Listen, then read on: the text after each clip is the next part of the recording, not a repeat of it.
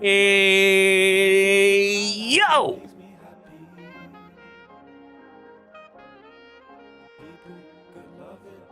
Ladies and gentlemen, happy freaking weekend!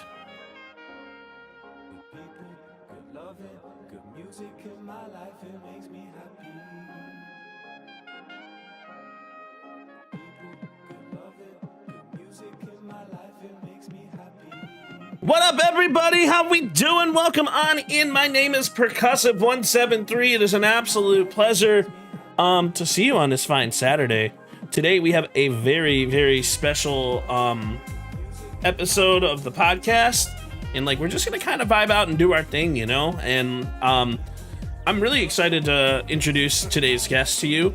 But just so you guys know, yesterday I had a podcast episode with BB Jess. And today I am super excited to have one with Mr. Tory Productions. And tomorrow, at 2 p.m., there's going to be a slight time change. We're going to have a podcast with Chillin' with Dev. So I am very, very, very excited for that too. But I will definitely keep you guys informed. My game plan for today is we're going to do the podcast from now until probably 5 o'clock, right? Which is an atypical podcast time for me. And then after that, we're going to go into the beta. We finally got rid of skill-based matchmaking. That's at least what I heard. So it's going to be pretty awesome to be able to have these discussions, to be able to learn about content creation in the world of content, and to do things inside of the PSP podcast. And I cannot be more excited to share everything with you all. Rio, it's awesome to see you. K-Man, it's awesome to see you. Hopefully everybody's having an awesome Saturday. If you guys, it's the first time here, I'm just your friendly neighborhood drummer. So I think we're going to go ahead and get the podcast started. I think we're going to go ahead and get things rolling in that way. I'm not entirely sure where Tori's at yet. Let me send him a quick message, and I'm just going to let him know that. But anyways, let's repost that. But no, there's a lot of things that we kind of have in store for the PSP podcast. And if you guys didn't know, I'm actually accepted as a content creator for DreamHack Atlanta. And if you guys want, you can do !DreamHack or !DH to be able to utilize code PERK at checkout to save yourself 15 minutes. If you guys are needing glasses, I also am sponsored by Zenni Optical, and I'm a partner with Zenni. And you can also use code PERK to save yourself there too. But without further ado, ladies and gentlemen, I think we're gonna go ahead and run the intro video, and we're gonna go get set with the podcast. Give me 1 second here.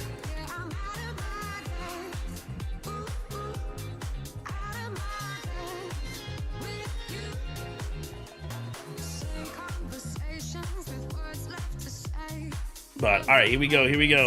We're gonna go ahead and roll it. Ladies and gentlemen, welcome on in to the PSP podcast, featuring your friendly host, Percussive173. Let's freaking go! I downed him. Oh, I got it. 508 meters.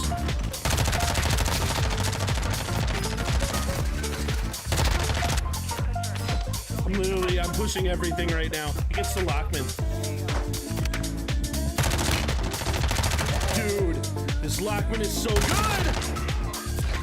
Oh my god, I'm disgusting!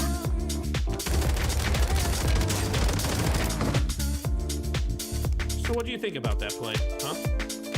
What were your thoughts? Not very smart, man. Not very smart, man. It happens, man. Hey, well, come back. We'll try it again, okay? Very smart, man. It happens.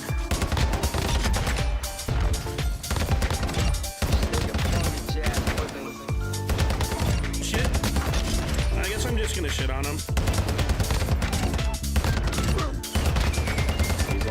He's dead. Did I just ace? I just ace. Let's go. Just take a funky jazz with him. Easy triple. Ladies and gentlemen, it is my pleasure to have you be a part of the PSP podcast. And I'm your friendly host, Percussive173, and let's have a freaking party. Ladies and gentlemen, welcome on back to today's episode of the PSP podcast, where I am your friendly host, Percussive173, and today I've got a guest that brings straight energy, discipline, right to the heart of the streaming world, and I'm talking about Mr. Tori Productions, a 13-year-old USAF combat veteran, a fitness grinder, and a creator who has been holding down a streaming game for years. And if you guys are not following him, you can always go catch him over on Kick, where he's not just running FPS games and MMORPGs, but he's also keeping it real with the mental health and building a space for community and respect. And I am super excited today to welcome Tori into the PSP podcast. Tori, how are you doing today? I'm doing all right. Can't Doing all complain. It's right? another brand new day, brand new time. I do want to point out real quick for all the people who are quick on the pickup. I am not 13 years old. I'm 35. I did 13 years in the Air Force. Wait, did I say 13-year-old? You said 13-year-old. So just to clear the record, there's your I don't even think you can stream at 13 years old. You can stream at 13, but you can't serve at 13. So. I have my content brain going on. That is all. That's hilarious. That's really funny. You said, yeah, he's a 13-year-old, veteran. I was like, I don't think that's gonna go over well anywhere except maybe China. That's about it. Maybe China, but maybe China. No, but being a 13-year combat veteran is absolutely incredible. It's insane. It's like going through with that. Like I'm sure you have we could talk about those stories forever. But that it's really impressive, and we definitely we thank you for your service. Well, I'd say you're welcome, but I have many thoughts on that topic that I've expressed quite well over the last few years. So for now, I will keep them to myself unless a question is asked. For now. Hey, that is very valid. Well, Tori, for those who do not know you, those who may not know you, why don't you give us a little talk about who you are, in case someone is in here and has no idea who you are. All right, I'm going to try to keep this short, sweet, and to the point, because usually my introductions are about an hour and a half long, and we get nothing done. Sure. My name is my call sign, or my name that I normally answer to these days, is Tori. As the man said, I have done roughly 13 years of service in the United States Air Force. I am combat related. I have deployed to Afghanistan, Kuwait, Jordan twice for multiple operations. So I am now medically retired. I have been in the streaming business for 4 years, roughly 2 years. Started off on Twitch, doing World of Warcraft rated Battleground, or what we like to call rated PvP, before moving over to Kick in 2023, late 2023, and I've been on Kick ever since. You mentioned mental health advocacy. I am very big on mental health for reasons which I'm sure we will deep dive into a little bit later. I believe in being yourself. I believe in authenticity and having fun with not only your online family, and I do call my community a family. So if you get confused as to that, no, my sister and my mother do not stream. My online family is the people that I have made friends and relations with over the course of my 10 years streaming. A lot of these fine men and women I have either come to meet or will meet, and they have been behind me and supporting me since I started back in 2021.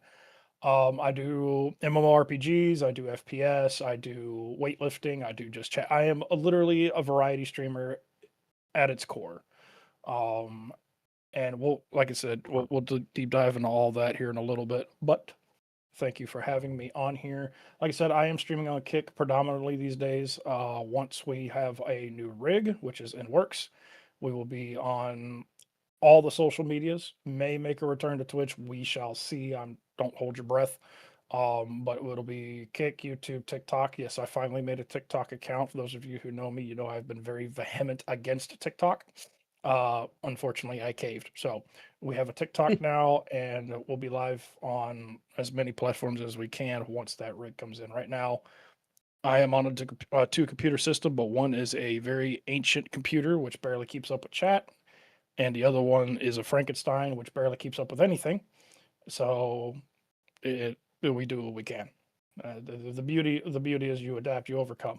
So that being said, that is about as short of an introduction I can give without being into the 2 hour long introduction. So, and I'm sure we will cover all of that in due time. Yeah, absolutely. And like seeing the stuff that you put into place, like I know you're very vocal on your platforms and it's a really awesome thing to see too. You definitely hold no bars, like you say things like you preach authenticity, and we can definitely dive into that because there's a lot of streamers who, especially with this podcast being for new and in aspiring creators, one of the things that they got to understand is that the internet is not really the safest place in the world. And we definitely need to understand as a new and aspiring creator that there are a lot of people who are going to say things just for the content, and they're also just going to say things just to kind of put pieces forward. But you're different. You speak your own mind. You speak in the manner of to allow everybody in, and like people really kind of flock to you for that because you're true to yourself. I've been in a couple of your streams where like you call people out for their bullshit when there's actual bullshit being done, and not just like you trying to do things for drama, where you have other people going around making content that's really focused on the whole drama aspect. And I think that's a really So admirable thing.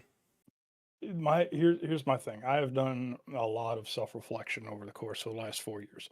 When I came over to Kick, because I left Twitch due to Twitch moderation team being very lackluster in their job Mm-hmm. of containing hate raids, which for a whole year I had a hate raid from Twitch of people making bots saying the veterans should go kill themselves, that we were all Nazis, that we were Trump puppets, and that I didn't deserve to be alive. And after a whole year of reporting it to Twitch and Twitch doing absolutely nothing, I said, you know what? I'm going to jump over to Kick. I'm going to give it a fresh start. I can't take this no more because I had a lot of IRL issues, which I'm not going to deep dive unless asked into that, that compromised my own personal mental health. And when I came over to Kick, I had a few Twitch people follow me over. Shout out to Jill and Lunar and Moody. Um, and we started up from the ground up. And I started noticing a lot of behavior, and I got involved with people. And they say hindsight is 2020. Now I will tell you, people appreciate somebody who stays authentic and who doesn't come out here and who doesn't try to butter up to the brass or butter up to other people, and are here solely for themselves, right? But the problem is you're going to find out streaming is very much high school. Mm-hmm. You are never going to make anybody happy. You're not going to make everybody happy, not anybody, everybody. You will make you there will be times where you make people happy and it'll be the last person you expect, but it may be for the wrong reason. Everything in the streaming world is a literal political campaign almost. If you say certain things, you will not get certain opportunities. If you are very outspoken, people will turn away from you. If you come out and you speak on what has happened to you on a personal level with another creator, depending on how popular that creator is, people will try to cancel you for it because there's no way that that person could be wrong. It is stuff that I've had to deal with over the course of the last couple of years here on Kick. Unfortunately, I've had multiple people try to cancel me. I have had multiple people go out of their way to reach out to my sponsors to cancel me, to terminate my partnerships over the things that I have said. And I have gotten to a point now where I will speak on things if I feel that it's a need to speak on such things. I'm not going to come out here and I'm not going to put names out here because it doesn't accomplish anything. People are always people will always believe what they want to believe to make themselves feel better.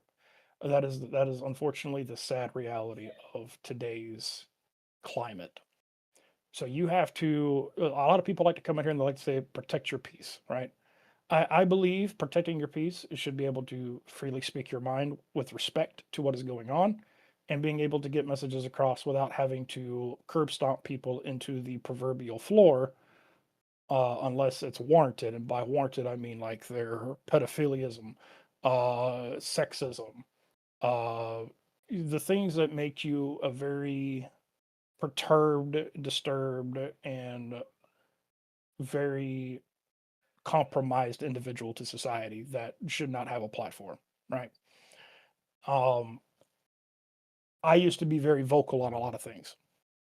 I used to be very vocal on view botting, which I'm sure we'll get into. I used to be very vocal on emote spam, which I'm sure we'll get into. I used to be very vocal on people using others for their own personal gain, which which I'm sure we'll get into. There's a lot of things I used to be vocal on, and yes, I have aired dirty laundry. I have put names to faces, and it has cost me quite a lot. Um, It's kind of like one but of those things. Oh, go the ahead. thing is, the thing is in that moment and in that aspect, I had no regrets. Now, do I have regrets a little bit? I to a point. I do not regret addressing the problem because stuff that warrants being discussed should be aired. It should be discussed. I mean, for I can only speak for the people that live in the U.S., but in America, you have the right to debate. You have the right to free speech. You don't have the right from consequences for said speech, but you have the right to speak your mind. And in that moment, I did speak my mind. But there are always better ways of addressing things rather than just going straight to the internet and putting it on blast. And that is a lesson that I have had to learn time and time again because I am very emotionally charged when it comes to quite a variety of conversations. And instead of just reaching out and having a conversation, I used to be very bad at just, and I would do my best not to put names, even though people wanted names, but I would go out on the internet and I'd make a tweet and I would address the behavior and I wouldn't address the person, but yet people would be able to figure out who it was I was speaking about and then go and that's how the mill started. They'd go and they go tell the other person, oh hey, so and so's talking about you. They didn't name you, but they're talking about you. And then you'd It's have this because it's tit for tat high school, like you said. and it gets absolutely nowhere. And the only people it affects is yourself because that's your mental now tanking, and the people around you that are caught up in the firestorm. So I have done my due diligence, and it has taken me quite a long time to get to this point. But I'm at a point in my life now where yes, I notice behaviors, but I've also understood that some behaviors just don't affect me. It doesn't stop me from doing what I'm doing on my stream. It doesn't stop me from being able to be there for people who uh, value my presence, and it doesn't stop me from being able to entertain and to spend time with others. And I'm sure we'll get into all that in its own separate quantities and topics. But Well, that's kind of the gist. I just don't want people to get the wrong idea when I kind of bring this type of stuff up because like for people who haven't been in your streams, like you aren't a drama streamer, you're on a drama collector. And like the people who do pay attention to what you do, like they see you for being awesome. They see you for being friendly and creating an incredible family and an incredible community, which I mean like look, you and I are on completely different political spectrums. We've had discussions about it. It is what it is. Like, but the thing is, the difference between the way you and I converse versus the way um other people on a political spectrum converse is like we act like we can actually have a legitimate conversation and understand like the empathy behind it and like actually be able to talk with each other instead of just I jumping to random conclusions. I let me make this clear. I am not political. I know you're not. I vote. You'll have to forgive me. My daughter is No, you're totally okay. my daughter's been in a mood here the last couple of days, and I have a feeling she probably just tried to dive bomb off the bed. Oh no. Her mom's in mama's in there though. Mom will handle it. Um, when I say I'm not political, and I don't like bringing politics up because there are people out here in this space that they have made their entire identity. politics, and then Yes. they wonder why people refuse to spend time with them, refuse to hang out with them, and it's because of how they address certain things. I've always believed you vote for the person who you think can do the things that you want them to do the right way. But above that, I believe you should be a decent human damn being.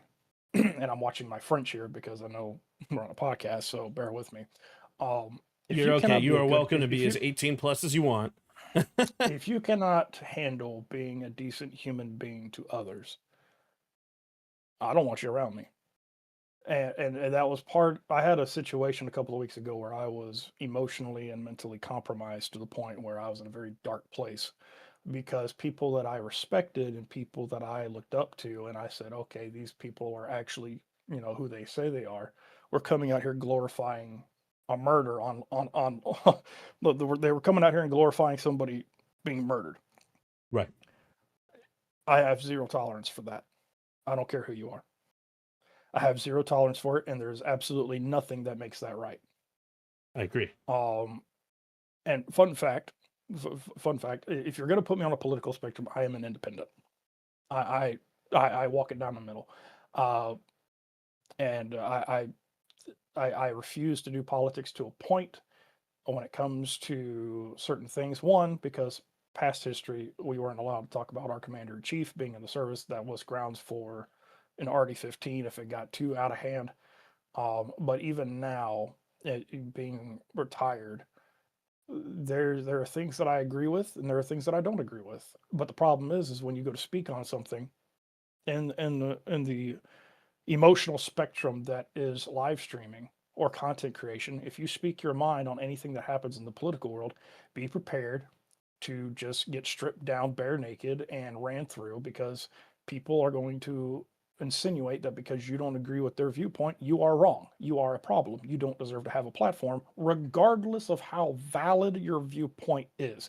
If you do not agree with people, somebody somebody's going to take you to task, and that's where I go back to you can't make anybody happy. So for when you're live streaming and you're doing stuff like this, I like when it comes to politics, and by politics I mean what happens up on Capitol Hill, leave me out of it. I do not care. When it comes to military movements, when it comes to how people act towards others, I have my own viewpoints and opinions on it. But again, as a content creator with brand partnerships and sponsorships on the line, you have to watch how you approach these topics and how you speak on such topics because all it takes is one angry dude with a burning passion and nothing to do to try to go out of their way to cancel you. And Exactly. it's again, you can't make anybody happy because if you don't agree with them, you're automatically wrong. So The brands are always watching, and you can't forget that. You never know who's actually watching your stream. I know people will like give you all these streaming tools like Mix It Up or StreamerBot, or like to be able to see like the viewers that are currently in your streams, to be able to see what viewers are there. But like honestly, it's like it's that's not the point. It's like none of that stuff is actually accurate enough where it's gonna detect somebody like right away and to be able to populate their username and be able to populate that. And it's like you never know who's going to be watching you. So why not just be respectful and be but also be real. And that's the I guess the point that I was making when I was bringing some of this stuff up. It's I sure can I some can people go ahead. I could sum that up even better for you. It is Sure. not that hard to be a decent human being and to conversate like one. Absolutely. And that's It is something that not I the hard. preach constantly. That is so you have over 4 years of streaming experience. What would be the biggest lesson that you learned about content creation during that time? What is something that you want these new and aspiring creators to know? Stop stat chasing. I agree. So I'm going to bring in a little bit of military history, a little bit of military insight to this, and I'm going to compare it to streaming, and hopefully people can make the connection. When I was in the military, I was an F-16 crew chief, 2 Alpha 373. For those of you who want to check my MOS, it is what we call a tactical aircraft maintenance specialist, TAMS for short, but in even shorter format, crew chief. We turned wrenches for a living. And one of the very big things was we were constantly working 14, 16-hour shifts while other people who were higher ranked than us worked 6 to 8 hour shifts and then acted as if we had just gotten on shift and were fresh. And we started burning ourselves out, literally trying to do our job and fix aircraft and do certain things. And we ended up going to the production team. Now, in the military, there's two teams. You have flight chiefs, which take care of personnel. You have production, which takes over airplanes, the job. And as the production team so eloquently put it to me when I went and I told them, hey, this shit's getting out of hand, quote, we don't give a shit about people. That's not our job. We give a shit about airplanes and FMC rates and chasing numbers. Go talk to your other people about that. Unquote. Now, how does that translate to streaming? I know everybody's been looking at Twatter here lately, and yes, it is Twatter, not Twitter, not X, Twatter. Everybody's been on Twatter about the whole Twitch stink and lurkers being removed and view counts being down half and this, that, and the third. And to be perfectly honest, to me, when people come out here and make posts like that, you are stat chasing. You are chasing the numbers, you're chasing the view counts, you're chasing uh, information and forgetting as to what you should be doing, which is entertaining and being there for the people that are there. When you focus less on who's there already and you focus more on, okay, how can I just make people laugh and entertain and because you should always be, I don't want to call this work because work to me is you show up somewhere, you're doing a job from 9 to 5, you go home and you hate life and you go, okay, I'll go back and do it again tomorrow. I would consider this a passion. I'm I'm not going to say blessed enough because unfortunately I have 25 disabilities that I have to work with every day to be able just to function. But I love being able to come on camera and fire up a video game and just enjoy downtime with people who I consider friends and family for however long I want. There is a lot of people that cannot say they're able to do the same. Um, and respect to those of you who work 9 to 5s and then come home and try to stream and upload content because that takes a massive mental toll and a very physical toll. Yes. Could But not agree more to the that thing, statement. but the thing is, right, is if you don't enjoy what it is you're doing, this is going to suck. This is going to drain you and you're going to burn out. And why would you want to focus? Like, I get it. This is just my personal belief. If you are trying to make content creation and streaming your job, your bread and butter, you cannot focus consistently on numbers because you will burn out faster doing that than you would be if you just enjoy playing the game with people. Your content is not only being entertaining yourself, but bringing people along for the ride and playing the games with friends and whatnot with the comms and literally just having fun. The numbers will come in due time. If you are constantly focused on the numbers, it's going to affect your mental. You're going to start coming off more jaded. You're going to start coming off more bitter. You're going to stop having fun and it's going to translate into stream and people will not want to be around that because a lot of people when they watch a streamer, they're not there to see how you're doing. They're not there to see how your mental is. They're not there to see, to hear about how much, oh, well, I got this, I lost all this people. They're not there for that. They're there to have fun and to watch good vibes and party more or less. I couldn't agree Now, more with that statement. And I want to kind of interject because there's so many things to like kind of unpack from what you just said. Um, like we have to, as streamers, as content creators that are newer creators, we have to pay attention to what the viewers want. Sometimes you have a community where you have viewers that just want to play the same game as you. Sometimes you have viewers that are having a rough time in their life and they want to be in that comfort of somebody who that they trust and that is putting forward good vibes, like as you said. And it's such an important thing to understand. It's like when you're going into content creation, absolutely it's about having fun, but it's also you have to have a certain empathy towards your viewers as well. And in regards to the numbers that you brought up in regard to the whole Twitch thing, none of that stuff with Twitch is even proven yet. We don't know if that's even what's going on with the numbers count. Sure, it's sus, but maybe there's other things at play that they haven't even figured out yet. Like being a developer is not an easy job. So I feel like people in the content industry are jumping the gun and going to Twitter, X, whatever the hell you want to call it, and they're just forgetting the basics, which I'm glad you brought up because the basics were just being yourself and having fun and doing what you do, and the right people will find you when it's time. Here's the thing about, like, people need to understand when you come out here and you put the energy of, oh well, this doesn't seem right, into the atmosphere, it makes you seem very entitled. It makes you Yes. seem very self-centered. Anybody who's been around the block by now, who's been in this game for at least a year, maybe two, understands that you're going to have your high periods of viewing and you're going to have your low periods of viewing. We are approaching the holiday season right now. We are pretty much on the road to the holiday season. We got Halloween, straight into Thanksgiving, straight into Christmas. Everybody's going to be spending money for their families, getting Christmas gifts, getting the turkeys. And let's be honest, turkeys are fucking expensive along with everything else these days. Yes, they Because are. the economy is the economy. Um, and it's going to take up a lot of time that people don't have like they used to when it comes to being able to pull up a stream, or being able to pull up being able to lurk. And you have to be grateful for the people that are able to pull up. Um, and when it comes to being having a what I call a safe place to be able to come in and vent, there's a lot of streamers out here that don't like drama. They don't like drama dumping. Drama dumping, trauma dumping, same thing. They don't like it.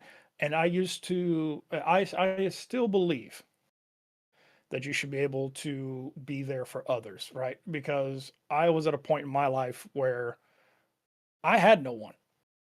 My flesh and blood wouldn't talk to me. I was going through a divorce. I couldn't talk to my kids because they were overseas. And then when I went to mental health, the military pretended I was no longer a person, much less breathing. Uh, and obviously that led to several things that I'm not proud of. It led to several decisions that I tried to take, and thankfully it did not work out. Um, but I believe in being here for people as much as possible because of that.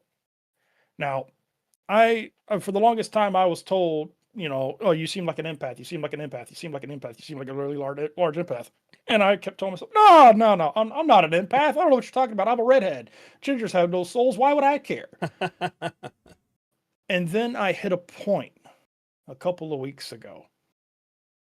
I had a very bad thought process where, again, I felt like I was abandoned by people who I considered friends, who I considered family, that I loved, that I had a respect for. And I sat here and I was talking to people. I talked to my other half. I talked to Lone Rider. I had time to sit down. I talked to Echoes Nation, who I know you had on the podcast before, He's a and it great dude. dawned on me, yes, um, Mhm. and it dawned on me that every time I would insert myself into somebody's life, or somebody opened their doors to their life and allowed me in and conversated with me about the things that were going on in their life, I started having an emotional attachment to that person and their situations. That is very, very dangerous, because of the fact that if something were to happen and you and that person no longer agreed on things, or you had a miscommunication or falling out, now it's affecting you mentally and emotionally because of the establishment that you've made. And that's where I wound up being, and I went back into that dark place for the first time in a while. And I had to tell myself, say, okay, I can't do trauma dumping and chat anymore. I can still be here for people. You utilize the Discord, surround yourself with people who share the same vision as you, that care about other people. that care about other people's life, care about other people's, mental health, stuff like that, have help. It takes a village to raise a person, is what they used to say. And the thing is the village still has to be there even when you're old and grown, because there are some things you just cannot do on your own. It will overwhelm you, like it did me. So I am a very firm believer in having and surrounding yourself with people who are genuine people who share the same thoughts and views as I do when it comes to wanting to be there for other people. Now, in the same breath, there's two sides of Mhm. this coin. You're going to have people that claim they care about others, and the moment that you are not, the moment they see they cannot get anything out of you, they leave. There was somebody who made a post on Twitter about mods, mods taking advantage of them and then dipping and I unfortunately I've had that happen. And part of being outspoken, I came out here and I would talk about how certain companies and organizations would gaslight, and they would sit there and tell you that they wanted opportunities and that they would get back to you, and then you would never hear from them again. And you'd be sitting here and you'd be blowing up the phone, you'd be emailing them, doing everything, and it's just radio silence. And then you'd come out here and you go to speak, and for me, my mod team are people that I trust. They have my personal cell phone number. They're able to alert me, hey, so and so, checking on so and so, they have a problem going on. They are literally an extension of who I am, and I treat them as such. I treat them as brothers and sisters. And I've had people that I respected, that I appreciated, and that I cared for tuck tail and run because, oh no, Tori's going after a company that I have a partnership with. And instead of being honest and saying, I'm scared to lose my partnership with this company because they're going to tie me in with Tori, even though no names were mentioned, I can't afford to do that. And then they come out here on social media and they say, oh, well, it's your fault because, you took advantage of me. You have to be It's a, careful with who you trust, because there are people who will play what I like to call the long game, and they will sit there in snakeskin and for years and make you think that they care about you, and then you find out something happens a couple years down the road, they take their leave, and then you find out everything else that happened on the back end, and you're like, holy crap! it's And it's a it lot makes of you question people. it's a lot of the reason why and Jess and I had this conversation yesterday. The internet is a very dangerous place, and it's very difficult to trust people from a remote aspect until you actually have legitimate conversations with them where you can and see them in person at conventions, until you actually get an opportunity to trust people. But unfortunately, like, the world is not just the internet, the world is a hurtful place too. And like, being having pain, or sorry, being on the receiving end of pain, it happens, and it really hurts when people betray you or hurt you. I mean, I've been on the receiving end of that. I made a comment on someone's Twitter, and they got ridiculously mad at me, and then threatened to try to cancel me. Not saying names, but like, it's not even just in Twitter. Like, there was somebody who was my friend since I was a little kid, and like you mentioned, the long game. They pretended to be my friend for the longest time until they didn't really need me anymore, and then eventually the shoe dropped. And then when the shoe dropped, I eventually found out about everything that happened. So it's very difficult to have a trusting mentality, which is, I do have anxiety on that front, and I do talk to a therapist, and this is where I want to kind of steer into like the mental health aspect of things. It's I think it is very important for people to be able to find some type of sense and separation between the online world and their IRL world. And I think it's very important for people to be able to take that self wherewithal to be able to say, all right, cool, I do need to talk to a therapist because they're genuinely going to help me level my head and talk in a straight line. Like, I have severe anxiety, I have severe depression, I have severe ADHD, and there's a lot of things that are wrong with me on the mental front, but there's also a lot of things that you don't see. But mental health is so important, and trauma dumping into somebody's chat, especially when the streamer is not consenting to that, is a very um well, difficult thing. So I'm going to catch some flack for this. Yeah, go for it. Um, I'm I'm going to take the Tory personage off, and I'm going to speak as just me, as the airman, as Jeremy here. All right, and Sure. I don't, you know, I've doxed myself so many times at this point. I don't really care. There are people out here, and by here I mean in the world, regardless of streaming or whatever, that genuinely care about mental health, and then there are people who use it as a facade to get along with other people and don't really care. Um, I have called myself a mental health advocate for a while, because of the fact that I know what I go off of personal experiences. And there's, if I were to rattle off everything I have gone through, there'd be so many trigger warnings on this podcast. We would be here all fucking day. Sure. I'm not going to do that to people. Just understand that when I tell you I've been through about damn near everything that the book has, that's not a bluff. Um, the problem I have is when people come out here and on social media, or they come out here on streams and they say they're a mental health advocate. They're a mental health advocate until something rubs them the wrong way, and then they're no longer a mental health advocate. They start blaming people for trauma dumping. I want to make this perfectly clear. If you are a mental health advocate, if you're 100% a mental health advocate, I personally believe that you should be able to understand what people are going through without being a dick. If people are coming into your chat and they are being genuine, and I don't mean coming in, oh, with the usual trolls, oh, yeah, I was taking a poop and my colon fell. Like, we're not talking about that kind of trollish behavior, right? I'm Mhm. talking about, hey, I, I've had a bad, because as streamers, we like to open up the floor when we see somebody new, or we see somebody that comes in. Hey, man, how you doing? How was your day? The moment you say that, how was your day? You open the door to whatever is coming out. You cannot tell Yes. people to not tell you how to lie to you about their day if you are going to ask them how their day was or what they did today, because now you are the inauthentic one. You are the one that is basically asking them to lie to you and to come out. And I've seen people come in here and say, oh, well, you should know I'm streaming. I don't really want to hear that. Then don't open your mouth and ask. Use Right. some common sense. Be like, hey, I hope you had a good day today. That's not, if they said no, it's like, okay, well, if you want to talk about it, hop in the Discord. Shoot me a message on Discord, shoot me a message offline.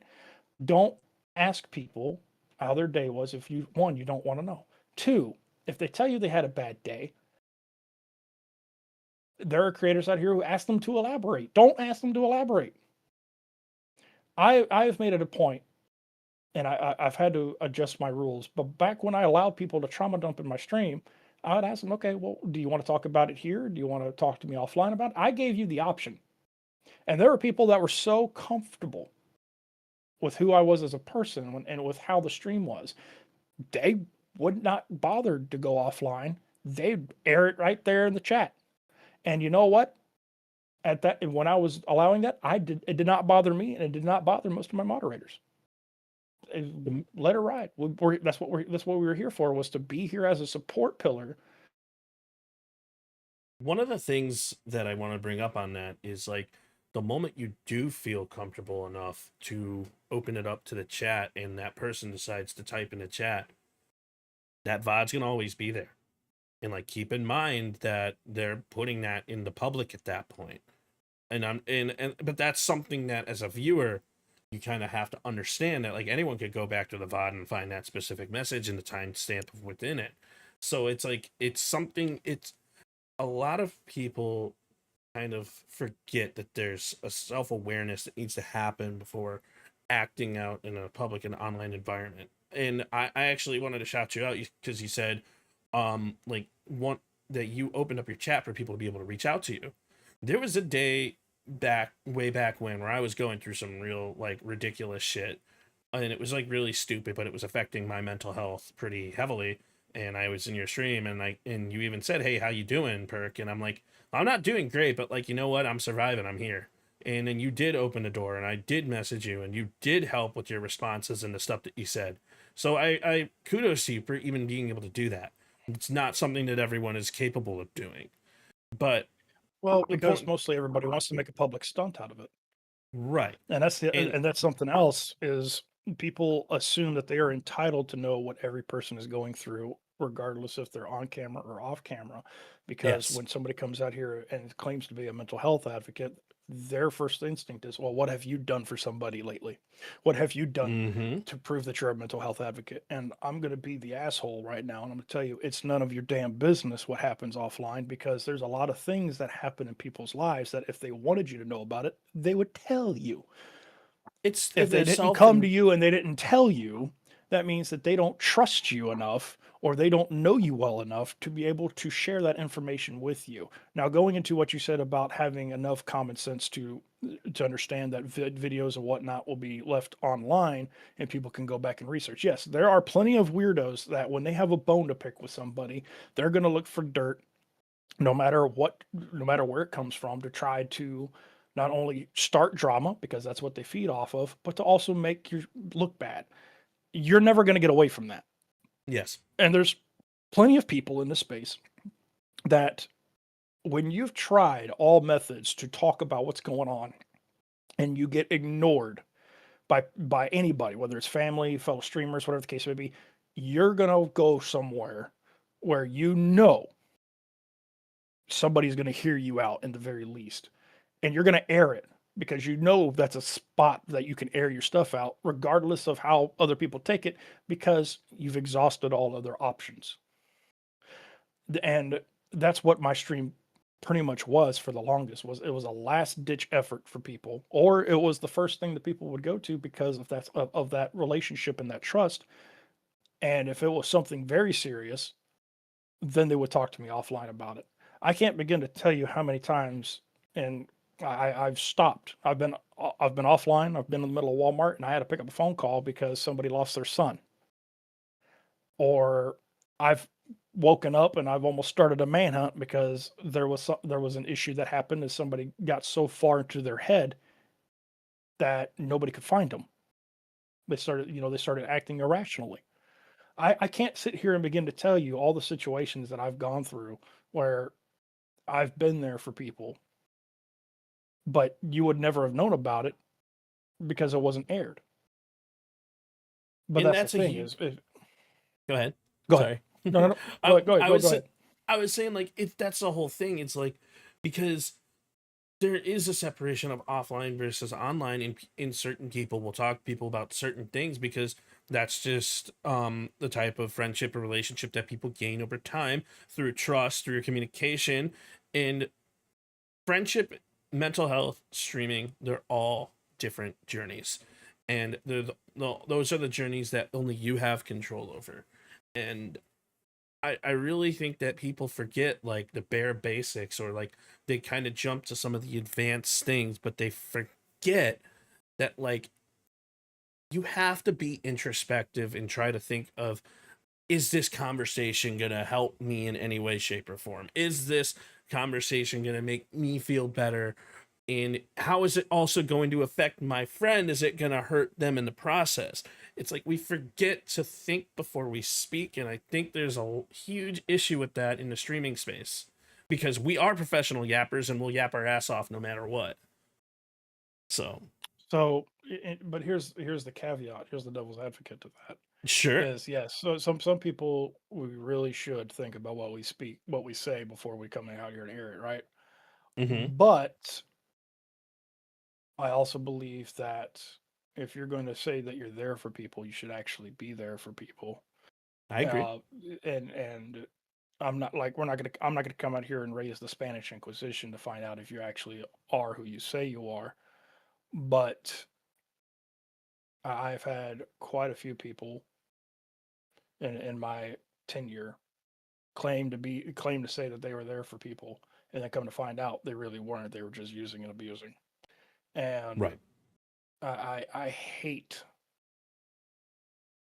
false prophets like that. I hate people. Hate's a strong word. Let me change that. I detest people who claim they care about others, but then in reality, they're they're they're they're not there for anybody.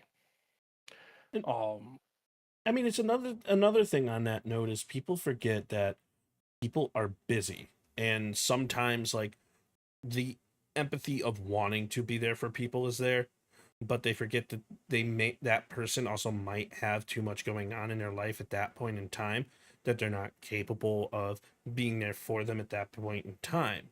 There's outside factors too, and like I said, I'm not.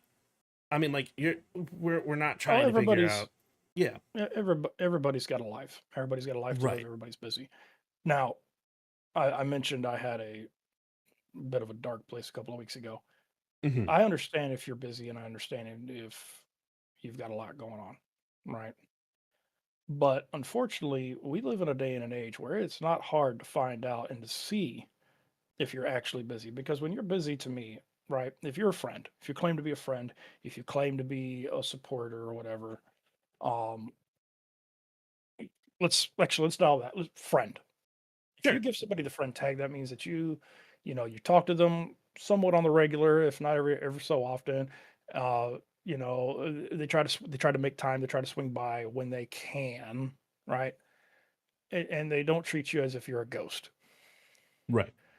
There was a situation a couple of weeks ago, and it had been building up over time, where people who I thought were busy were everywhere else.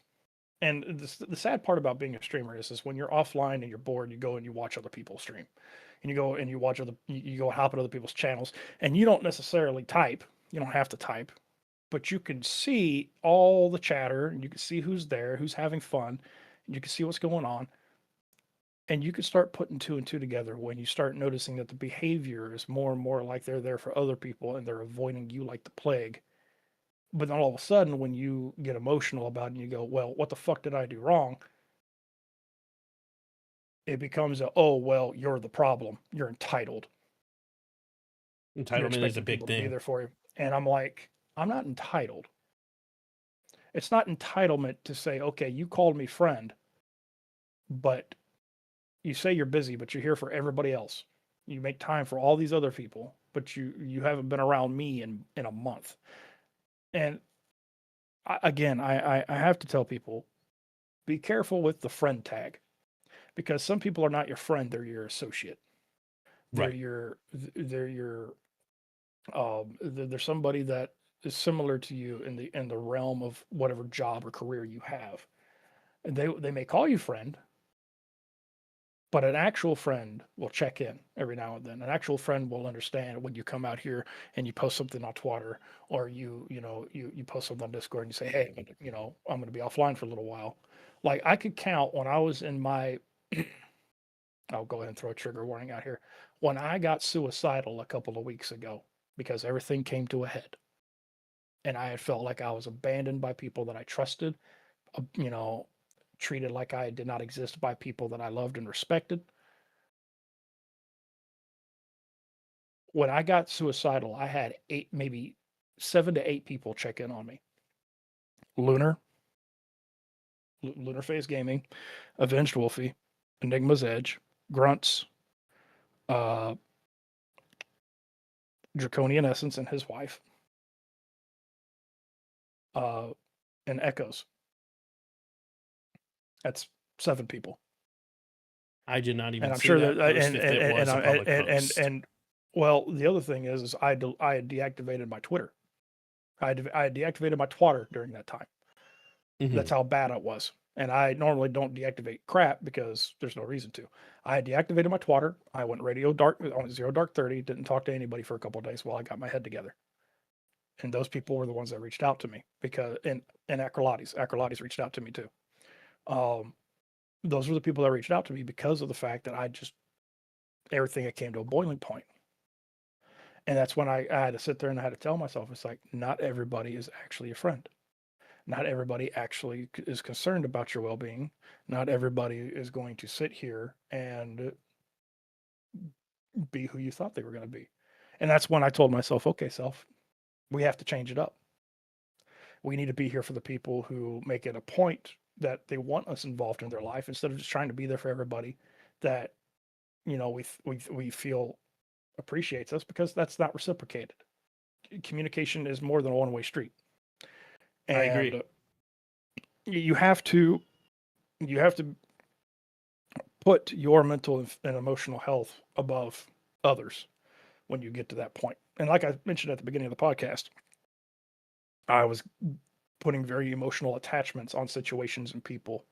And that's where I became very compromised in that situation, which is why now, instead of letting people trauma dump and stream free willy nilly, if it's a problem or you need somebody to talk to, you come to the Discord. And I keep track of everything through the Discord, so I'm very much informed. But I'm able to have help in that aspect rather than trying to just do it on my own. Um, And I respect that decision for being able to do that though, and being able to come to that understanding. And like, well, me personally, I apologize for not reaching out or not even seeing that because for whatever reason, I'm I haven't seen you on my FYP in a while. I don't know why that is or was, well, I but I also I went ahead and I originally was following around 2,900 people. mhm. I had more that I was following than I had followers, and a lot of them were part of a group that I no longer associate with. And I took a step back and I said, okay. And I sat there and I realized it's like all these people that claim to be friends, because for the longest time, also at conventions, like I would have people come up, hey man, we agree with everything you're saying on Twitter. We respect your opinion and whatnot. But then that would be the only interaction you would have with them. There'd be no offline interaction. There'd be no coming in a stream interaction. There'd be no Twitter interaction. That would be the only thing that you hear, and you go, okay, well, I can't keep doing this. I can't keep just sitting here and putting my thoughts into the air and having people be a weather vane and just blow in whatever direction suits them.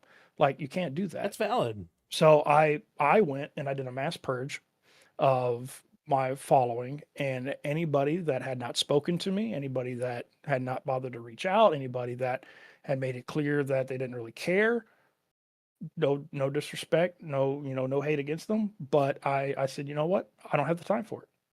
I want the people who are following that I follow to be people that I know are genuine, that give a shit if I'm breathing, and that make time, that make it clear that they want me to be a part of their life. If I there's another old saying, you don't stay where you're not welcome.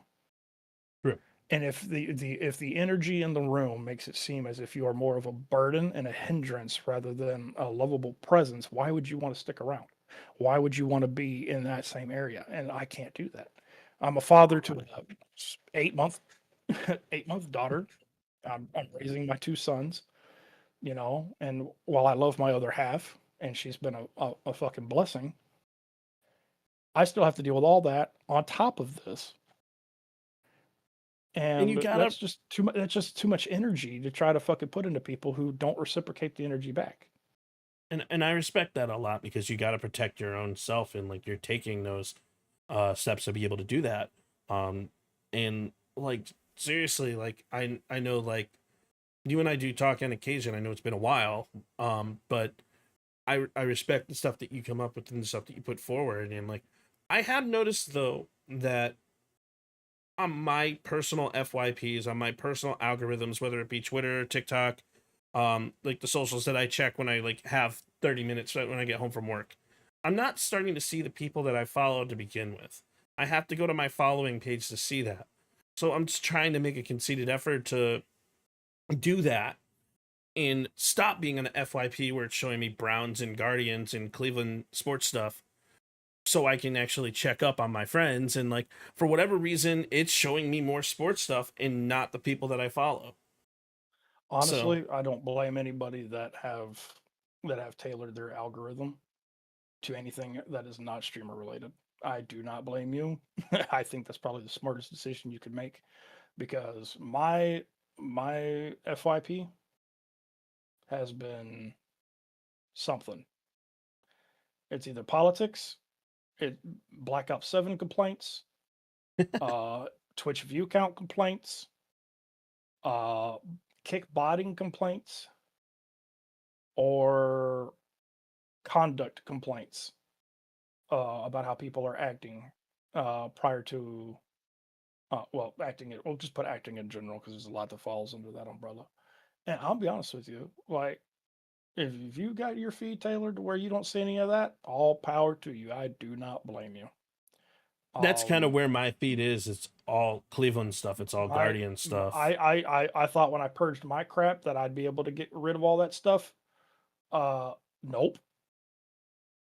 It's still showing up because people are reposting and whatnot. And I wish people had the energy to be able to work on themselves and their own content the same way they had energy to just repost all the ass hattery that is out here on the internet. Because Right. good lord, if some of y'all would have been partnered and then some with the amount of energy you have to give to things that are just trivial in life. Like today, I went out to because I had an allergy flare up earlier today. Mm-hmm. Um, I went out to Dollar General and found out that three kids lost their lives because some dude took a car, fucking stole a car, and decided to put bullets in them and then run off and wreck the car. No reason as to why. Just and the kids were my son's age, and you have to sit here in hindsight, right? And you have to, with everything going on, with everybody jumping up and down and celebrating people, people, people being assassinated, and you have to go, what happened to us? There's so much more to life than arguing about semantics. Like, what happened to just being a decent human being That's the and just question I ask every enjoying day. and just enjoying the fact that we're able to do the things that make us happy and celebrating other people's wins. Right. And like I said, I used to be very vocal when it came to view botting and to emote spam and whatnot. Do I condone view botting? Absolutely not. I think it is the trashiest thing you could do, and I don't have any respect for people that do it. However, does it affect what I'm doing on my channel? No, because I'm not view botting. I don't care for it. Like so, therefore, it doesn't affect me. And I want people to think that they're smart enough to be able to tell who's doing it and who's not without me having to come out here every day and beat the proverbial dead horse with a stick like some people like to do and go, this person's viewbotting, this person's viewbotting. Like at some point, your common sense has to kick in because whatever deity you believe in gave you brain cells to be able to think and to be, and to be able to uh, troubleshoot situations and go, hey, this doesn't look right. Maybe I should stay away from this and just keep doing what I'm doing. Like, I want to believe that people have that kind of ability to do such things, which is why I stopped talking about it as proactively as I was because it doesn't do anything. Like I'm not view botting, therefore that doesn't affect me. Doesn't affect my algorithm. It doesn't affect what I'm doing here on stream. Is me view botting going to magically get me partner? No, it's not. That I've pissed is off too many people. I've pissed off too many people for that. Um, that's and my it's just like, mentality on viewbotting as well. I don't do it. It doesn't affect me. If they do it, that's on them. That's their unconscious decision. and it's like with the emote spam and whatnot. Like there's so much more to life than me trying to give a crap about things that like I used to be very vocal about, and like once I hit that dark place a couple of weeks ago, and then just dealing with life in general, like the things just keep telling you, hey man, you could walk out your door and never come back. Stop worrying about things that won't affect you. And it's just like, okay, you know what? You're right. Let me not worry about these things. Let me focus on having fun and doing what I'm doing over here and just enjoying my life. That's a huge thing. Is like it is crazy as the streaming world is when it comes to like all these different things that are going on. There's so many bigger things realistically that we need to start understanding and care about. Like I've said it once before and I'll say it again. I feel like a lot of just people, not just streamers, are just forgetting the basics. They're forgetting the basics of humanity. They're forgetting the basics of like being just a decent human being. And you said it before, like what happened to being a decent human being? I don't What think happened? it's I don't think it's a matter that they're forgetting. I think it's a matter that they know, but they don't care because they're out here trying to trying to rage bait, trying to generate views and clicks and whatnot. Because again, majority of these streamers out here don't want to admit, don't want to tell you that they're stat chasing. They're out here chasing numbers. So any publicity is good publicity to them because it gets eyeballs on what they're doing, and they think that no harm and no foul business can come to them because to them it's just a game. It's just Right. views. It's just clicks. It's just you know, oh, nobody's gonna do anything seriously. And I hate to tell you all this, but we have already exited the fuck around phase, and we are now in the find out phase.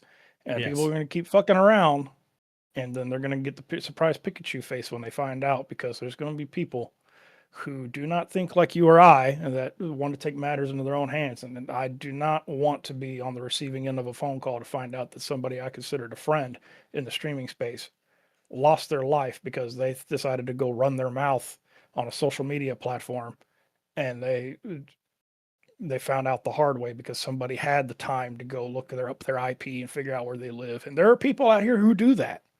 There are people There out here are. who have the time to look up their IP and to look up every single bit of personal information that you have, and they will come find you, and they will take matters in their own hands. And I do not wish that on anyone. I The really doxing don't. is real, and that's why yesterday I said everyone needs to take a course in cybersecurity if you're deciding to go into content for a couple different reasons. Um, Doxing happens a lot more than we want it to, and this is a huge problem in the streaming world. I know this might not be the full route of what you're trying to go here, but this is just kind of the mentality that I have when you're talking about people finding someone's IP and finding out information and being able to screen grab or capture the stuff that they're currently doing on their devices.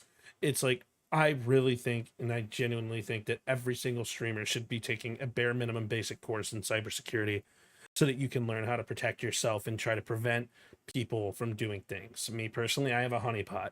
It's going to assail somebody that I live in Tremont in Cleveland, Ohio. I don't. But you can think that. I don't. I live somewhere in the Cleveland area, but it is not where that IP says that I am. And a honeypot being a cybersecurity term where I have a server that runs certain things, it's going to pull people in. I've had people try and pull my IP. They're like, oh, well, I see all these computers on your network. I see Perks PC. I see laptop JV MORDG. And I'm like, yeah, those are honeypot computers that I put into a place where you're going to be able to try to find and get information because you're not going to be able to get the actual information. Well, But the other thing is it's not just IP addresses. You have to be careful who you trust, because there are yes, people that if you burn them, they will go to creators that are very frequent, because I know, because I for years I had a fucking war against another creator, and there was somebody, and without getting deep diving into this rabbit's hole, there are people that now hate me that I have blocked on Twitter, who make it their personal life mission just to see what I'm doing, that have things leaked to them from other people who got burned by the other creator, and their whole mission is to just make that other person's life miserable. And the moment you insert yourself into something, and the moment you speak out on something, you become a target. You have to be careful who you trust, and you have to be careful what you say. yes. Which is another reason why, like, I took a giant step back, because, like, to me, that's just weird fucking energy. I do not want to fuck around with somebody whose entire fucking mantra is, I'm going to make this motherfucker pay. I don't have the energy for that, especially if it's not my fucking beef. I, You I know? honestly, I couldn't agree more with you because, like, there's so many times where people, the worst thing that Twitter has ever done is allow people to be able to view your posts after you block them. I think it is the dumbest thing in the world. And it's enabling people with bad mental health. That's my personal opinion. You can agree or disagree with that. But it starts a lot more drama than it needs to. It's kind of sickening to me. Well, the other thing is, like I said, the stream space is high school. It is. You're gonna have people who you have a falling out with, running around and trying to start crap just because they want to get some get back. They want to get their lick back, regardless if they were right or wrong. So the moment you make a post, if the shoe fits mentality kicks in, they're going to assume you're talking bad about somebody, and then they're going to go run to that other streamer and go, "Oh, hey, so and so's talking trash about you. This is what they posted. Zero evidence, zero proof. That's what they're going to go do." And then that streamer's, instead of using, the phenomenal brain power that they have, they're going to go, "Oh yeah, you must be right," because they also want to get a kickback. And then they come out here It's and they make their own little post or whatever, and then you have this tit for tat that doesn't happen. We had a situation, and I will put this on blast because I can. She's no longer in the stream space. I had a conversation with Bozzy B. Um, and for the longest after that conversation, I thought we were good. And then I come to find out from other creators who knew her that she had been running around behind closed doors and telling people that to not associate with me at all, and then yelling at people for participating in the charity events that I was doing because of who I was, just because she did not like who I was. And this is the same person that at DreamHack shook my hand, gave me a smile, laughed with me, said they wanted some beers, drunk called me on Snapchat, and pretended to act like a decent human being. Like, those are the people you have to be careful of because you genuinely do not know anything. People are so good at putting on a facade when they want to that until the truth comes out or until they slip up and make a mistake, which I don't need to rehash what happened with her. She slipped up and made a mistake. They will take full advantage of people and people's communities and spin lies and narratives and affect people until the truth comes out. And then the sad part about it is once the truth comes out, those same people won't apologize for being misled and being like, "Oh, well, you know what? I'm sorry for believing this," because they never came and asked you directly. They always there's believed the grapevine. And again, streaming, high school, it's a thing. You have to protect yourself and you have to protect the information that gets out because once you find out, all you can do is just sit back and go, "Well, told you so." Moving on. there's honestly like the streaming really is a high school thing, and like I dislike the fact that like people don't take accountability for their own actions, but I mean once again it's like hopefully someday they realize, they look back on it and they mature and they eventually do, but I mean the past's the I past. It's something that they'll have to take I care of. I like to tell people that I am not human, that I am not perfect. Not human might be a stretch. Okay, I am not You're perfect. an alien apparently. I'm a ginger. We don't You're a classify as ginger. anything these days. I am not perfect. I have made a lot of Mhm. mistakes in my life. I've made a lot of mistakes in my fucking career, right? And I can only apologize so much before people go out of their way. Like, for example, and I'm going to give you all a lot of examples, and these are going to be apologies. You take them how you want to. All right. For example, I put my nose in a position because it was aired out on Twitter where a couple was going through a very nasty time. And I went after Sasha Ray. My apologies to Sasha because I had no business having my nose in that fucking business. Just because it was on Twitter doesn't mean that it's your place to fucking say shit. And I've apologized to that. I apologize here. I've apologized in person to my knowledge, but that was a situation that I had no business being in.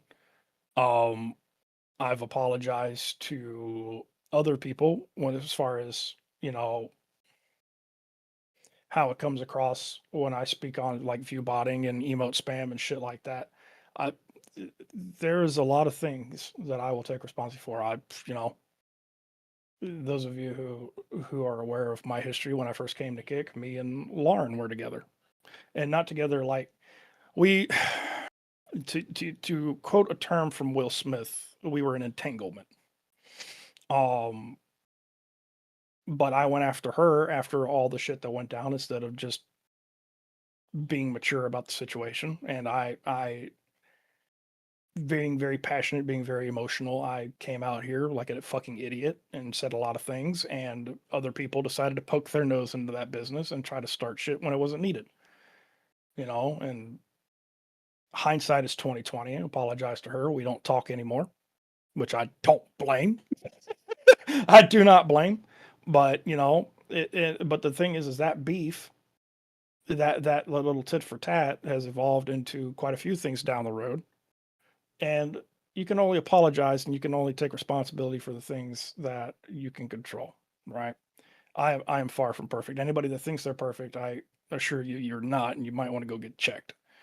Um, We're all now human. there's yeah, there's some things that I will not apologize for, and I'm not going to air that out. But there are there's again growing pains. It's painful because you're growing and you're learning and you're trying to mature and you're trying to be better than the day you were before. And yes, I'm 35 years old. Yes, it's taken quite a long fucking time. But to be able to sit here and say, yes, I apologize because I should not have done these things, and to be able to understand how to be a better person moving forward, yeah, I'll take that. I have no problem admitting that. And for me, it goes a little bit slower. As most of my regulars know, I was diagnosed with traumatic brain injuries from my time in the service, which is partially why I'm medically retired. So the way I think, the way I feel, the way I understand things, what might seem a joke to some people is serious to me. What might seem like a joke to me is serious to some people. It's very hard to read body language sometimes, or it can be very misleading, and I have to sit there and I have to ask questions again and again just to confirm, but because I may or may not understand what's being asked or what you're trying to explain to me.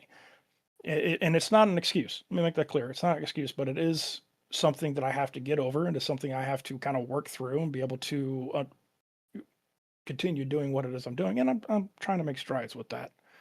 I'm trying to do what I can with that.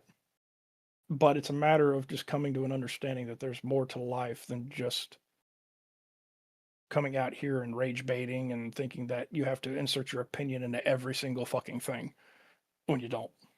You really don't. I Like, absolutely agree with you. It's there is more to life than like rage baiting, and there are certain styles of content that as a viewer I would want to consume. But I kind of want to switch gears slightly, just a little bit, because what you just said kind of goes to show that like you never really know about the masks that people have to put on, or the mental health that people have behind the scenes that like people aren't really aware of. We talked about some of the drama space that is the Twitter world, that is the streamer world. We've talked a lot about mental health, and we've talked about a whole bunch of different styles of things when it comes to content and what to pay attention to and what to learn. Now, what I want to kind of switch gears to is on a completely different end of the spectrum. Is I want to talk about the good analytics, that the good numbers that us content creators should start paying attention to if we want to grow. So, do you have any thoughts on what numbers we should be paying attention to, whether it comes to content or whether it comes to streaming? so I am not on the level of BB Jess or Sasha or Echoes or anything like that. I do not field those numbers. So I'm going to address this and I don't want to put an emphasis on the size of a creator. I know a lot of us like to try to call ourselves small creators or medium sized creators. And to me, when you do that, you put yourself in a box. You put yourself behind the eight ball because you're setting yourself up for, okay, this is what I can handle. You should be able to want to aspire to do more than that, not put yourself in that position. So for me, I'm going to speak as somebody who is on the road to fielding those numbers, right? For me, the things I look for are as follows. One, how many people are returning to your stream? There is no add on for that. You have to pay attention to your chat. You have to pay attention. You have to get to know and the names that are coming through. Like, for example, Cossack, Star, Lunar Phase, Acrolates, Nerdy Ink, who just came back. He's been in my chat constantly. Wolfie, he's been in my chat constantly. And to help me out with that, I have a very simple thing. If you come into my chat, if you're a part of my chat, and you continue to be a part of communicating with the Vahalla family, which is my chat, my online community, and you are here you are here constantly, not every day, but constantly, you get VIP until I run out of VIP badges. And then I start plugging and playing. That tells me that you are here and you're being a part of and you are being a part of the chat and you are enjoying your time. That's a very quick way for me to be able to tell who's who. Mods have that extra level of trust. Like I said, they have my personal cell. They are an extension of being able to be there for people when we know that something's going on within the community, within the family. They reach out, they find out what's going on, they reach out to me, hey, keep an eye on this person. Then I can reach out to them and go, okay, sure, not a problem, what's going on. That's where that level of trust comes from. But being able to tell who your regulars are, that's when you know when you start having more regulars than normal, that's how you're growing. Do I leave my viewer count on? Yeah, I leave all the stats on. And the reason why I leave all the stats on is because the fact that for me, it is a curiosity factor. It's a double-edged sword. Depending on what you're doing, depends on like if you're playing World of Warcraft and you're averaging 20 to 30 viewers, you go to play Warzone, you're averaging 10. Okay, you know that the majority of your community enjoys World of Warcraft. Not a problem. Okay, if you're going to stat chase, look for the content that people are enjoying, and give me 1 second because I'm about to hit this dude with a ban hammer real quick because it's a bot. Bam! There we go. All right, perfect. W ban. Oh, sorry. No, you're good. Another jackwagon talk about the Kick Fam Discord. That's been happening a lot. Yeah. But the thing is pay attention to the content you're doing. Watch the numbers. Pay attention to how many regulars you got coming in, and hopefully you're putting stuff on social media as far as Twitter, as far as YouTube Shorts, Instagram Reels, TikTok. I told y'all I just made a TikTok a couple of days ago. God help us all. Right. And I've been uploading some of my old YouTube Shorts to TikTok. And it's funny because there are people who don't come around the stream, don't engage with me on YouTube or anything like that, but they're on TikTok and they'll sit there and they'll watch your videos and whatnot. And that's the thing is you should be able to pull from social media. You should be able to pull from other sources to bring them into your main hub. Like I mentioned, and I had this conversation with Shazam because Shazam's like, well, I don't feel like I have enough traction on Kick. Maybe I should go to Twitch because there's more discoverability. And I hate to tell you this, there's no such thing as discoverability. Bingo. There is absolutely no such thing as discoverability. And for the longest time, people have been hammering and clamoring about, oh, well, they should put more small streamers on front page. They should be able to help smaller creators. And I'm going to tell you this, and this is not going to come off the way that you think is going to come off, but no one owes you anything when it comes to your streaming career. No one owes you to be put on front page because you're 5 viewers and you need help. No one owes you to upload your stuff for you. Like those are usually paid services that creators who have made it in the world of content creation / streaming have agencies for. They pay people to do that for them. That way they can focus on entertainment. So for us to come out here and assume that we're owed that and that the platform should do that for us freely, that is that level of entitlement that makes people go, I want nothing to do with you. So you have to take it upon yourself. And I've been pretty bad about it this week, the past week or so of uploading clips and whatnot to YouTube for current content, because my content is shifting just a little bit.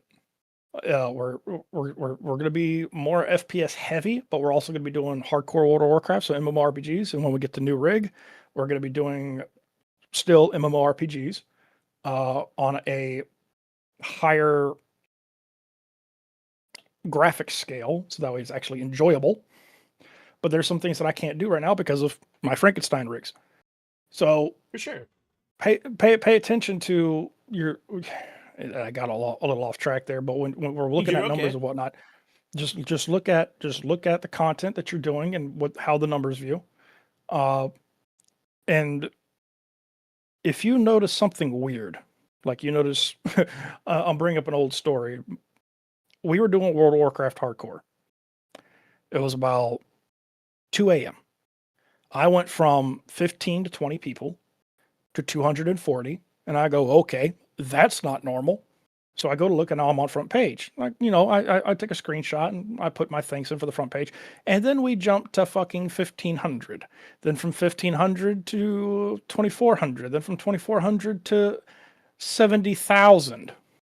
And the next thing I know, we're at 4.1 million views for World of Warcraft Hardcore. Now, anybody with 2 working brain cells, much less 1, and that does not hail from Alabama, is very much aware there is no way you're going to get 4.1 million views on World of Warcraft Hardcore. It's just not gonna happen. Like, there's like death and taxes are inevitable. That's also inevitable. All right, it's just not written there for everybody to see. Come to find out, the front page got hit with a giant view bot. A lot of things that a lot of people don't want to admit to you is when they get view botted, they don't report it. They just let it ride. And then they wonder why they don't get accepted. I had to fight for my check mark, my verification, because since that giant view bot happened on the front page, my metrics would not reset back to where they needed to be. So for an entire month or so, it kept showing me as, yeah, you've completed all the metrics. And I go, well, if we're not going to reset it, kind of like you have to be honest, well, not just yourself, but with the platform and everybody else. Because again, if you're in my shoes and you're very outspoken and you're not reporting this stuff, they're going to use that against you. Right. Oh, well, you're clearly not reporting this stuff. We don't like you anyway. Therefore, we don't have, because again, people fail to read the fine print that is in your achievements page specifically for Kick, and it's there for Twitch as well. That says applying does not guarantee you verification. It just gives you the option to apply. The ultimate choice is still on the platform, and there's a lot of creators out here who run to twatter the moment they get denied, and they go, "Oh, well, I got denied. I don't know why. I have all the metrics." Again, it's not guaranteed. So you have to be true to yourself on that. There's a bunch of things to unpack here, and like starting with the honesty portion. Being honest as a creator is so important, and like it's like a bare bones thing. Like you have to be honest with yourself and understand it. Like let's say I do jump to 4.1 million, but I also have my viewer count off, so I'm not gonna ever know about it. That's a personal thing. That's just what I do. I'm never gonna know about it. I don't know how many people are ever in anywhere. I could go look, but I don't really ever look. But being honest as a creator based off of your views is extremely important. Also, putting yourself in a box is not the correct move. You mentioned that like small streamers would consistently complain to be put on the front page. Well, I have news for the small creators. You can't handle an influx of heavy viewers, and I'm going to tell you a story as to why. I'm a small creator. I'm playing Call of Duty, and I'm in one of BB Jess's like charity streams. And then BB Jess raids into me. I'm not ready for that 800 viewer raid at all. Not only did my alert didn't break, my chat broke. I'm not able to even keep up with the speed of the chat. And shout out to Jess for being amazing and even considering me, because in my opinion, raiding somebody or hosting somebody is one of the biggest honors as a content creator, because it means that the creator that hosted you trust you with their community and to continue the viewership with their community. So that's something that I definitely 110% want to say. But small streamers can't handle a heavy influx of viewers. When I had that situation happen, I was flipping out. I didn't know what to do. I kept dying in Call of Duty, and then my gameplay suffered, and then I tried to make it fun and I tried to be super exciting, but I just couldn't handle it. But I'm honest with myself, and I understand the fact that I couldn't handle that influx of people.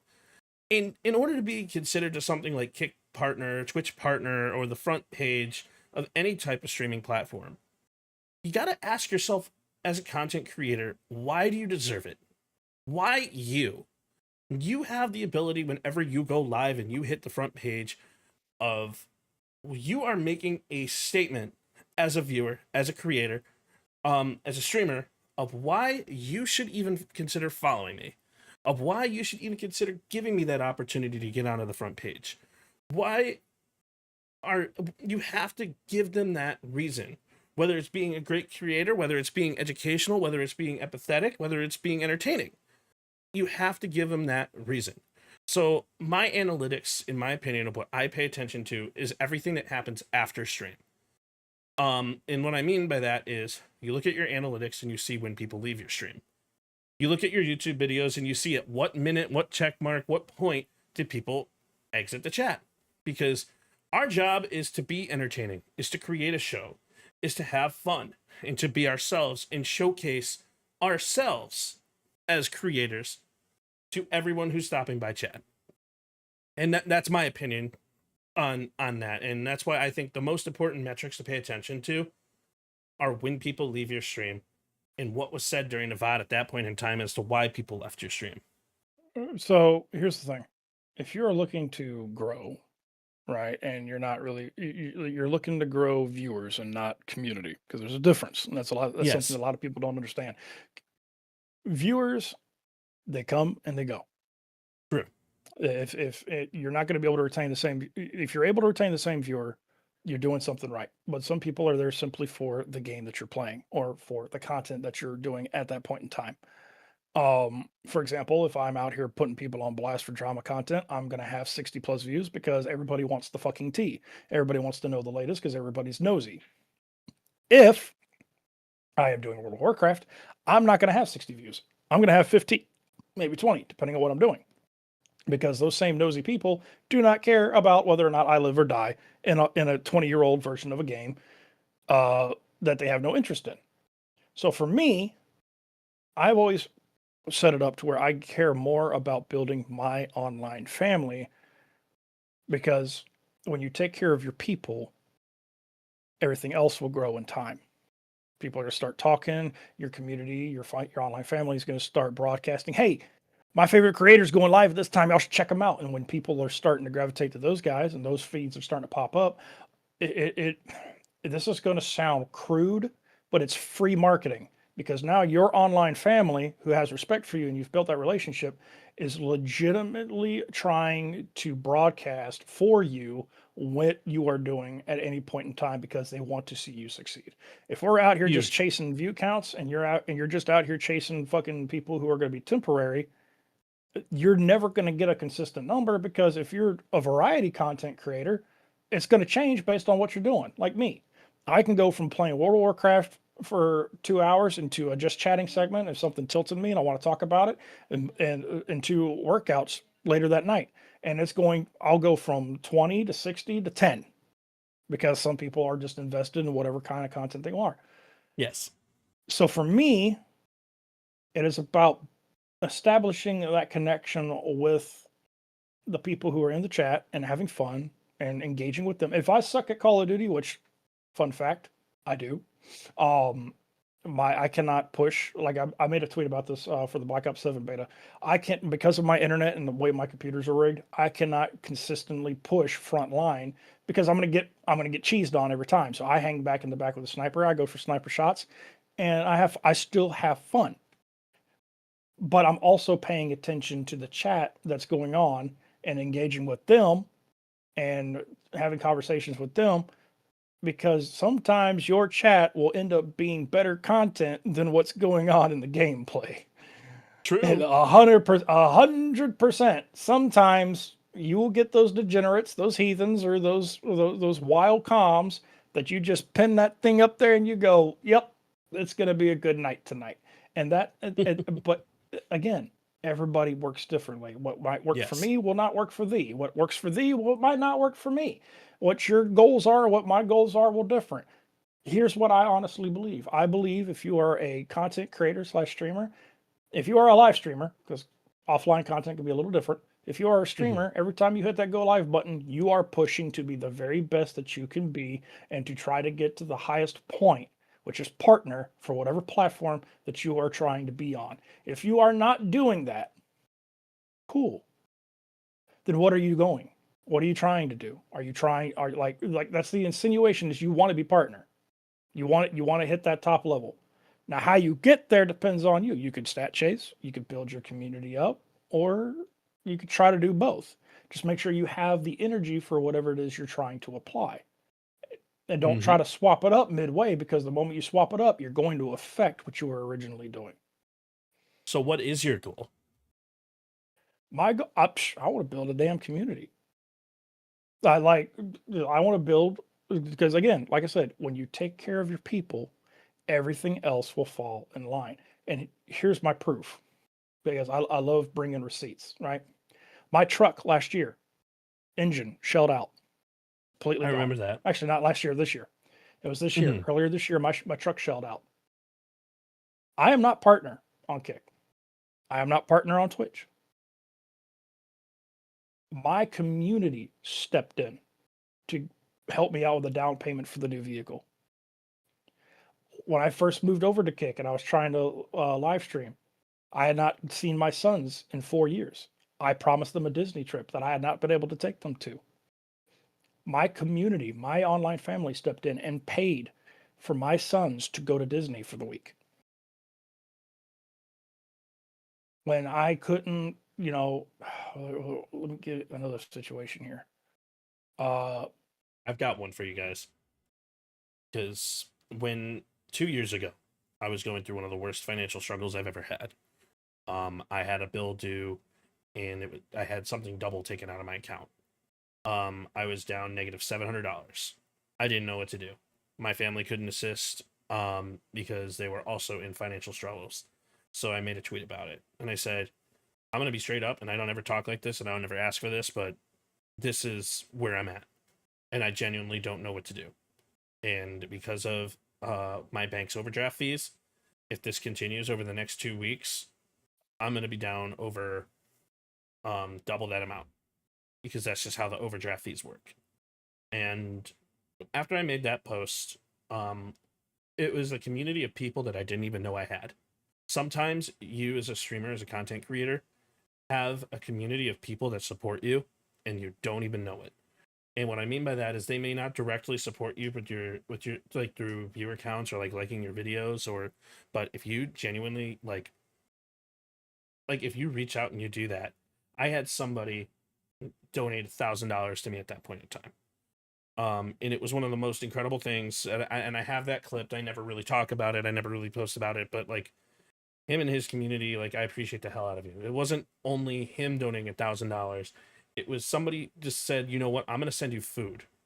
I had Jazzy end up literally sending me $150 worth of food because she had the ability to do so. I had people sending me hundreds of dollars on top of that to the I had the ability to literally survive during that month of February in 23. It or 24. It was one of the most actually it was 23, but it was one of the most incredible things that I didn't even expect. I didn't even know that that many people like would support me just because I make Call of Duty content and my average CCV is 5 viewers. But apparently, because of who I am, and this is what it was told to me by some of the people that decided to help, because of who I am and because of the connections that I made, and because they do see me, even though they don't directly support me, when the time hit and they needed to actually help, they genuinely wanted to help, and I'm never going to forget that. So, And that's the thing, right? And I'm able to see, I have the luxury of being able to put life lessons that I've learned along the way into my streaming career, right? Because I've been through a lot. 35 years is a lot of life to live. And the mhm, military, having been 13 of those years, you learned a thing or two. And one of the right. things that we used to preach in the military is if you take care of your people, everything else will come and play, right? And production did not care about that mantra because they didn't believe in it until one master sergeant took a leap of faith and said, all right, listen, I need these jets greened up, FMC. You get it done. We're out of here tonight. Them jokers were greened up and done in 6 hours flat. It was the fastest turnaround rate that they had seen because they said, hey, we'll take care of you if you do this for us. And just like that, by the book, let me make that clear, by the book, it was taken care of. And they're like, you know what? Maybe if we took care of our airmen just a little bit better, maybe this wouldn't be as painful of a process. Now, you take that same philosophy, you apply it to streaming. When you show that you give an actual crap about people and what's going on in their lives, and you maintain that energy because it's not a facade, the community that you build and the family that you gain will be there for you. And I have always maintained that posture. I will always maintain that posture. And again, we're gonna get to partner whenever we fucking get there. as they say in Hawaii, we on Hawaiian time. We get there when we get there. There's no rush because at the end of the day, that's the ultimate goal is to get to that point. But the only way you're going to get to that point, and again, this is why CCV is a thing. It's an average of the amount of people you retain. How do you Yes. retain people? By building up your community. And the thing is people Bingo. expect overnight success. I'm gonna tell you something. 4 years is not overnight success. I've been at it for It's like 5 a week. years. It's Like very it's difficult. it's like there are people who it did not hit those numbers until 15 years. Honestly, like when you look at And percentages of everybody, getting from 0 to 8 takes a long time. Getting from it in it's there are some people who will blow up. For whatever reason, they'll blow up because they hold themselves to like a specific level. They make entertaining content and then they blow up and like things align, the stars align and it works. But that is so rare to happen. That is so rare in that type of situation and like so genuinely. how do you so how do you let me flip the script. I'm going to ask the Sure. question to the guy who's hosting the podcast. So Yeah. in your mind, how would you promote yourself? So If I your socials promote- aren't I- working, if your Uh-huh. socials are not hitting like you want them to, if your YouTube shorts aren't breaking the grand and they're like 100, 200, 300, whatever, if your TikTok's not popping off, if you're slow grinding, what would you do to promote yourself? So, how do I promote myself is very interesting. So I'm gonna go. This is gonna be a slightly longer response. When I first started streaming, I was a Call of Duty streamer. I was in an oversaturated field. My content never blew up in COD. My friends in the Call of Duty space, who I've made friends with over time, who I've been viewers in their communities for a long time, they're telling me, they're like, "Yo, dude, genuinely, you're killing it. Your content is awesome. I really like it." And I'm like, "Well, I'm not blowing up anywhere, so like why should I keep going?" And I like just keep going, just keep doing it, just keep doing what you're doing. Post everywhere, post often, keep making your shorts. Your shorts are great. So I have people who are hyping me up in the background, even though my content isn't seeing the numbers and it's not being pushed. And that's cool. That's not my goal. Um I ended up wanting to switch over to podcasting for a couple reasons. Um I wanted to swap my main thing over to podcasting because my goal is to make is literally very simple. My goal is to create a community by being real, being authentic, and to be able to just educate people. Because in my mind, you can if you have to box things down, you can box things down into the 3 E's of content while being either empathetic, being entertaining, or being educational. Most of the content realm falls into those 3 E's. And that was said to me by Bad Beer Gamer. So shout out to him. He was on the first episode of the PSP podcast. If you ever want to see that, it's a very great episode with me and the Only Shady, and Bad Bear Gamer. But how I promote myself is by networking, is by showing people that I am who I say I am, by showing people that I'm knowledgeable and I'm understanding, and that I want to listen to everybody's stories and everybody's goal. I network by talking to people. I'm the same person in person that I am online. And as Tori, you know, I'm always going to be that same person because you've seen me in person. And I speak to those creators through time and time again.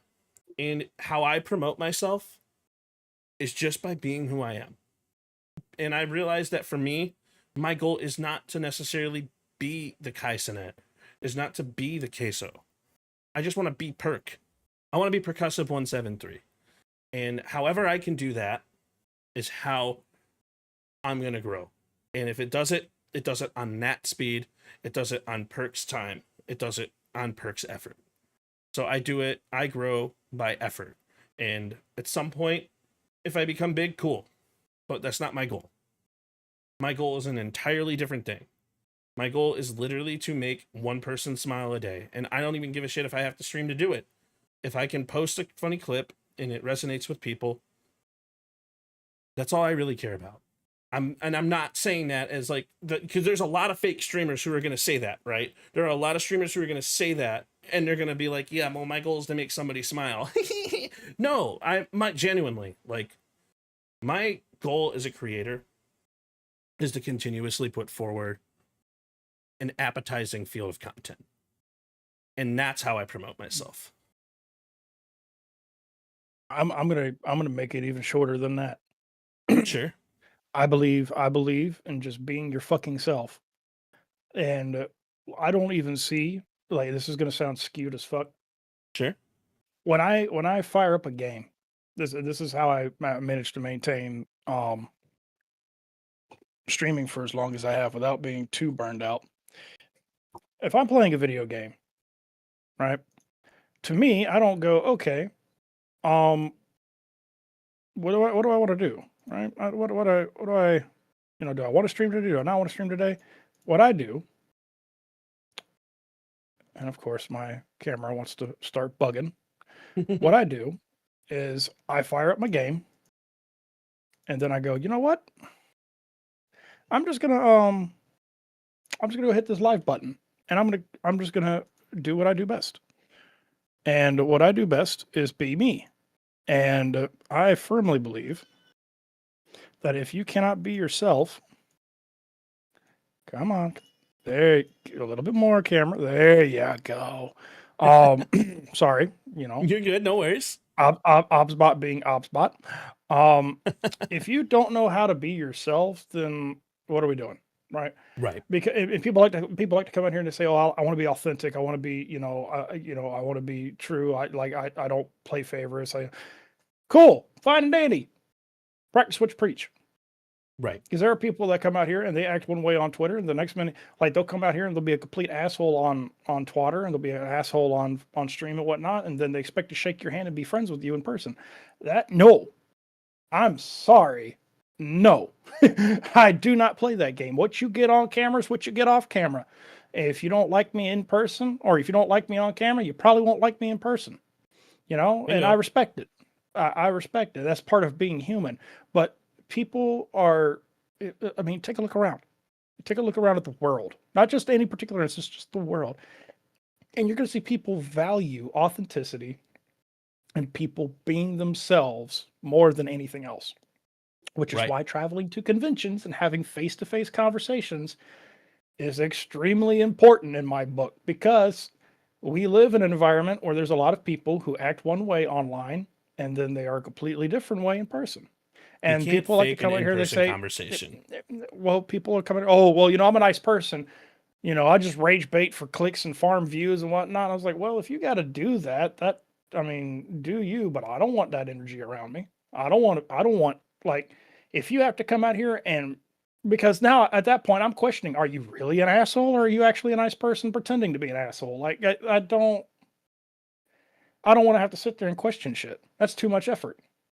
Like, if you're a nice person, I want you to be a nice person. If you want to be an asshole, okay, be an asshole. I'm not gonna, like, and there's degrees of assholeness. All right, it's not talked about. There are like coming out here and calling people whores and sluts and f words and just being derogatory because of they said something you don't agree with. I don't want that energy around me. Having an actual conversation with somebody, and having polite back and forth banter and debating and whatnot. Okay, I can handle that. You're not being an asshole. You're standing on what you believe in, but you're being respectful about it. I have respect for that, because that tells me you can act and be mature on an adult scale rather than dumbing yourself down to the level that everybody else is at to try to fucking get EPing points. Like, it's just, and again, nobody's perfect. I'm far from perfect. But the other thing about being able to have a face-to-face conversation is people read facial expressions, people read hand motions, people are able to tell if you're gaslighting them or if you're actually being honest. So when you go to a Absolutely. convention and you run into somebody who you've had a problem with, or somebody that doesn't quite understand you, and they go, "Hey, can I have a conversation with you? Can we talk about something real quick?" And you go, "Sure, not a problem. Let's go over here." And you sit down and you actually talk. Not only did you just earn the respect of that other person, but you may have just made a friend along the way, and that's another person that's in your camp. That's another person that's in your corner. That's another person that's going to sit here and go, "You know what? this person is who they say they are, they have no problem with it. And there's a lot of people, and I'm saying this from experience. There's a lot of people who will tell you that they're all about having face-to-face conversations and trying to make things right and trying to be there for people. But the moment you show up in person, they will tuck tail and run and still try to find a way to screw you over. Ask me how I know. Well, how do you know? Because I had to have one of my sponsors come to me at a convention and tell me that somebody who claims to be here for people tried to get me fucking canceled because I didn't agree with something that they fucking posted. And I took a step back. That view hit 20,000 viewers. It took it 10,000 views for them to try to come and do collateral damage to try to sweep it under the rug and say that I was just mad I didn't get verified, right? And then the CEO of this particular organization went to every single one of my sponsors to try to get me removed. After another person, and this is where the two-facedness comes in, came out here and made a long tweet about my behavior saying that I was holding people hostage, right? And they're entitled to their opinion. But they made a tweet, and then this person, and bear in mind, this same person who made this long tweet was also shit-talking the very people that try to get me canceled privately. They made that tweet. The CEO took that as ammo to try to get me canceled, and only one company, one, decided to actually listen to them. And they removed me for a couple of months. The company that told me about this has been in my corner since I signed with them, and have made it perfectly clear that they know who I am, they know how I operate, and they don't believe in that bullshit. When you are authentic and honest, nobody, and I mean nobody, has the power to cancel you. You take it from them, and you don't give them an option but to respect who you are and how you stand up for yourself when you are who you say you are. W. And companies and organizations will see that and work with you on it and go, no, we know this person. This person is who they say they are. We don't trust you. And unfortunately, until people come to understand that, and until people come to understand that listening to half-baked takes and believing somebody because of, views or followers and whatnot is the most asinine, stupidest thing you can do, we're going to continue this fucking cycle. I mean, like, there's gonna be that stuff that happens, unfortunately, like we touched on earlier. It's like, but we preach for newer creators and aspiring creators on this podcast consistently by saying we want you to we want you to be yourself. We want you to be authentic. And the moment you steer away from that is the moment things are gonna, well, fall and falter, and you're gonna lose those friendships, and you're gonna lose that stuff. And like, I pride myself in being authentically me. I pride myself on bringing people on in collaborative environments and then getting a positive review from them afterwards. It makes me happy to know that I can bring somebody onto a podcast and they could say, dude, this was amazing, this was really good, I really needed this talk, or this was amazing, you did a really good job on that, and like I really respect it. And like, I love being able to create an environment personally for them to be able to have these one-on-one types of conversations to spread positivity in any way that I know how. And that is my thing.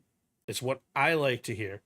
And if someone hates it, if someone's not having fun, then so be it.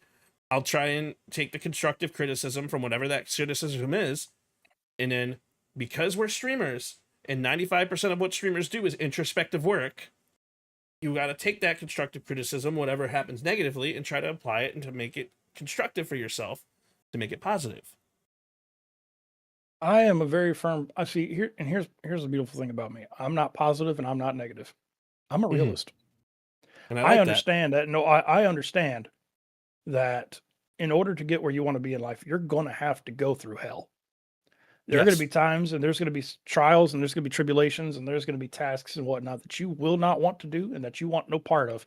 But in order to be a better person and in order to grow, and not just in maturity, but in also your content creation or whatever, whatever life journey you are on, you're going to have to get through that hurdle to get to the sunshine and rainbows on the other side. And there's nothing saying, people don't want to understand that because the moment that you say that there's a problem, oh, you're negative. No, I have you stepped outside? Have you looked around? You don't have a son with a child face on it singing it to you. There's not a bunch of grown ass people in Teletubby outfits, dancing around your front door. Like you understand as you grow older that there are always nothing. If everything is going perfectly right, my friend, you were dreaming. Wake up. Yep. There's There is no way that everything will go perfectly right for you. You will always have it may not be now, it may not be next week, it may not be in the next few months, but at some point in your life you will have a hurdle that you have to cross. And how you handle that hurdle is going to define who you are more than you realize, and it's going to shape the roadmap for how you tackle everything else through life. So if you come to the understanding that yes, shit's about to hit the fan, but there is a plan to get past that and to be better and to have and to grow from this on the other side and to have that positive moment.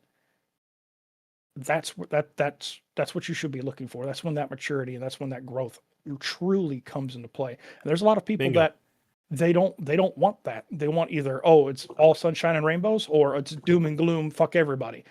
There is a middle path. There is a middle path that enhances both. That's why yin and yang exists. You can't Mm-hmm. have one without the other. You truly can't. And the moment people understand that, that is when you're going to see people emotionally and mature and be better for it and all sense of the take. And like I said, I'm 35 years old. I'm still maturing. I'm still growing. You don't stop growing until the day you die. At that Truth. point, there's no more maturing to do. You've hit your wall. But you are constantly evolving, constantly adapting, constantly watching and learning. And there is something you can learn every day that's new. You just have to apply yourself. You have to be wanting to and willing to want to learn. And Exactly. people don't want to do that. People want to be stuck in their rut. And every person is different, but speaking to every person in different ideologies is a different style of learning experience. I am a firm believer of taking the failures, because at some point you're going to fail. Everyone's going to fail. It's part of it. It's not about the failures. It's about how you handle yourself after the failures. And I like to describe it as, look at the difference between the Cleveland Browns and the Cleveland Guardians. The Cleveland Browns are going to be forever awful. They don't learn from their failures. You want to be the Cleveland Browns? Go for it. If you want to be the Cleveland Guardians, however, you learn from your mistakes, you learn from your failures, you actually sign the players, you get yourself a championship roster, and you get there like you did in 2016. And it's about how you allow yourself to get to that point to learn to become the champion. Again, people forget as streamers that growth isn't always the goal. You have to find a goal that is supposed to be right for you, and it's completely different. So, Tori, as we kind of wrap things up here, I know we talked about a lot today. Do you have any thoughts on something that you want to leave for any new and aspiring creator from a positive perspective going into the streaming world? What do you want new creators to know when they're ready to come into the streaming world? All right. The only person that could stop you is yourself. The only person that you can trust to make content with is yourself. You are your own hindrance and you are your own cheerleader. In the content creation slash streaming world, yes, it is beneficial to have collaborations. It is beneficial to reach out and make friends. because honestly, that's where some of the best and most pure form of content can be found, through the laughs and the moments that you have with your friends and fellow streamers. However, there, as is very evident in the world, there are plenty of solo content creators who can make people laugh and entertain on their own without needing said help. My advice to you is, when you find that roadmap that makes you who you are, okay?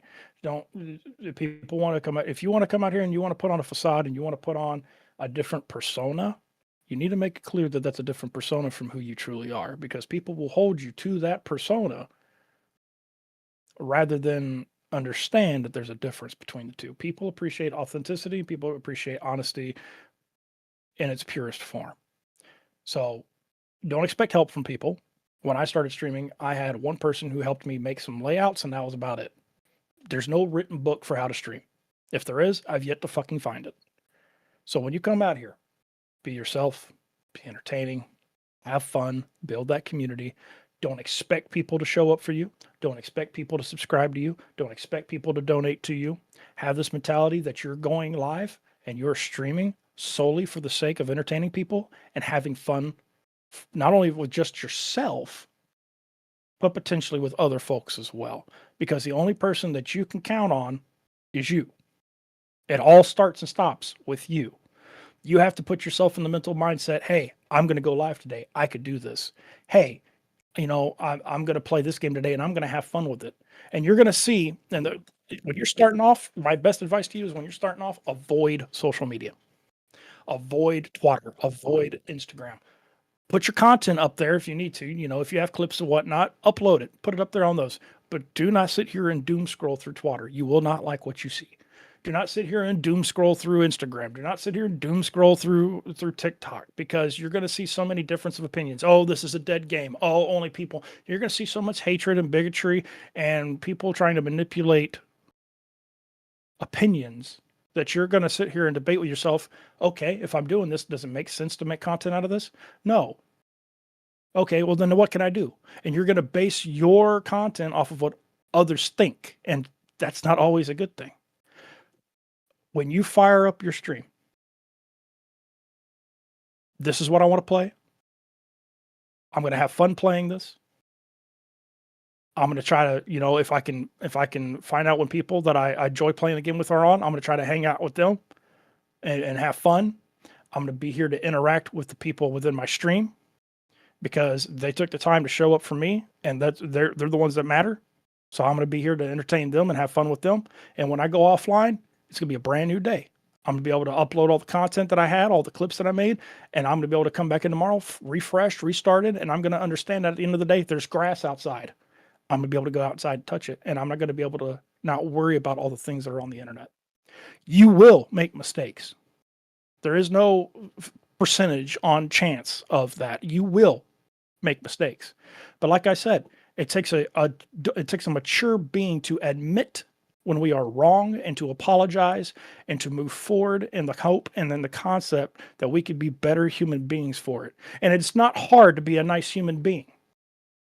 People appreciate somebody who's truthfully, unapologetically themselves, and is willing to admit when they fuck up. Be yourself, own your shit, take responsibility for everything, understand nothing is owed to you, and that every day is another day and another blessing to be able to come on here and enjoy a passion, not a job. Because remember what I told you, if you treat it like a job, you're going to burn out pretty quick. Treat it like a passion, and you will never get tired of doing this, ever. You may have to change up games. That's fine. That's normal. That's what we do. We change up the games. We do community nights. We bring in more people to have more fun. But if you do this because you love to do it, not because you feel like you have to do it, you will never grow old of this. And then at the end of the day, you will leave satisfied and hungry to come back and do it again tomorrow. And there's a lot of people out here who I've seen. Tim Sanity, for one. I've seen Laney Talks. I've seen Chops X, I Samwise. like there's a lot of people out here that have a low viewer count, and it doesn't stop them from having fun. It truly doesn't.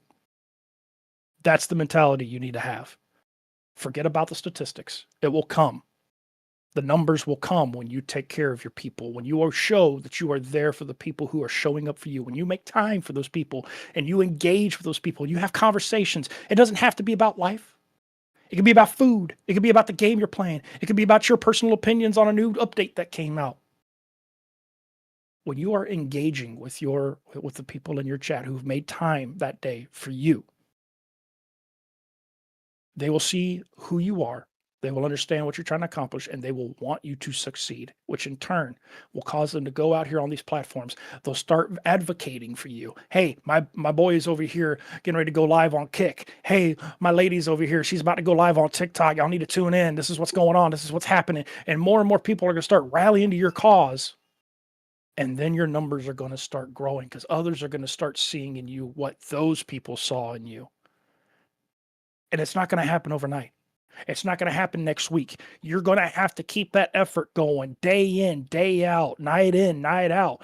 It's not just a 9 to 5 for some, like it is for some people. You're going to have to keep that same energy.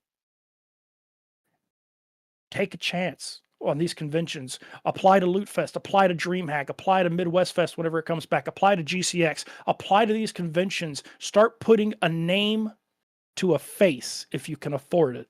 Do not go financially bankrupt trying to do this. But I personally believe if you are not at least setting enough money aside to be able to attend one of these conventions, you're handicapping yourself. Because people love to see in person a name to a face that they are used to seeing online. And it's only going to help your cause because then now they can ask you face to face, hey, I see you're doing this. What do you think? They can start asking you the questions and start looking. I told you, facial and hand gestures mean a lot to people. They read and they can see that emotion. They can see that passion. Make time to at least make one convention a year. You don't have to do multiple like I do. I've gone to both DreamHacks. I've gone to Loot Fest. When Midwest Fest was around, I went to Midwest Fest. But at least try to attend one convention a year so people can put a name to a face and they can start asking you stuff. And when you go to these conventions, view it as a business opportunity. Go out here, talk to these investors, talk to these companies, see what you can do, and like promote yourself. You are your own brand at the end of the day. If you are not promoting yourself and you're not saying, hey, this is what I can do for you, right? The opportunities are going to be very short and very minimal. So take the time to be able to come out here and promote yourself. Hey, this is what I can provide. This is I know this is my average view count right now. I know this is what I'm doing. But if you invest in me and you take time to believe in me, I'm going to be able to do this, this, and this. I'm going to be able to promote your product. I'm going to be able to do multiple shorts, content, and whatnot with your product. I'm going to be able to come out here and I'm going to be able to raise awareness for this product. And in turn, that's going to send people over to your website. They should be able to buy product. And that's what people are going to look for. The last thing I'd say is don't ever take the easy way out. I don't have to sit here and elaborate to all of you what's been going on Twitter between the view bots, between, let's break it down. We have Twitch talking about not counting lurkers, right? And people getting a tizzy about that. We got Kick announcing that it's going to start removing KPP people because of falsely generated numbers, view botting, so on and so forth. Do not let what is going on in the world of content creation and streaming dictate your personality and how you operate, which ties it back to the first step. Be yourself. If it doesn't affect you, if it's not affecting people coming to your stream, if it's not affecting people watching your content on multiple platforms, don't worry about it. Be cognizant.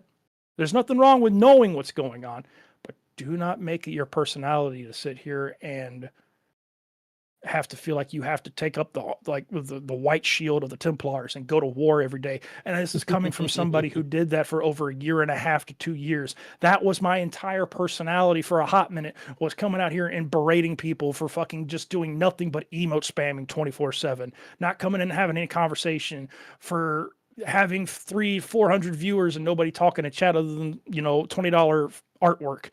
Like, I made that my whole personality for 2 years. And you know where it got me? Nowhere. It did nothing for me.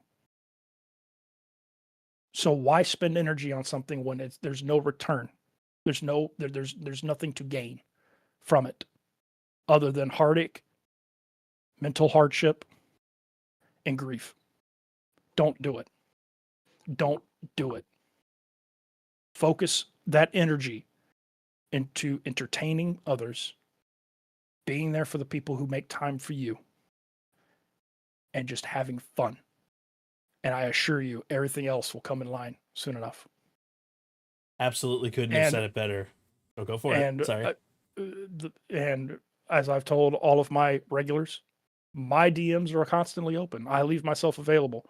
If I know you're not a bot, because I do get the messages from people, hey man, I was watching your stream. I didn't want to say anything, but how long you been streaming?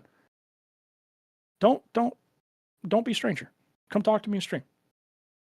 If you want to throw theories or you want to do something, hit up the Discord, hit up the DMs on Twitter.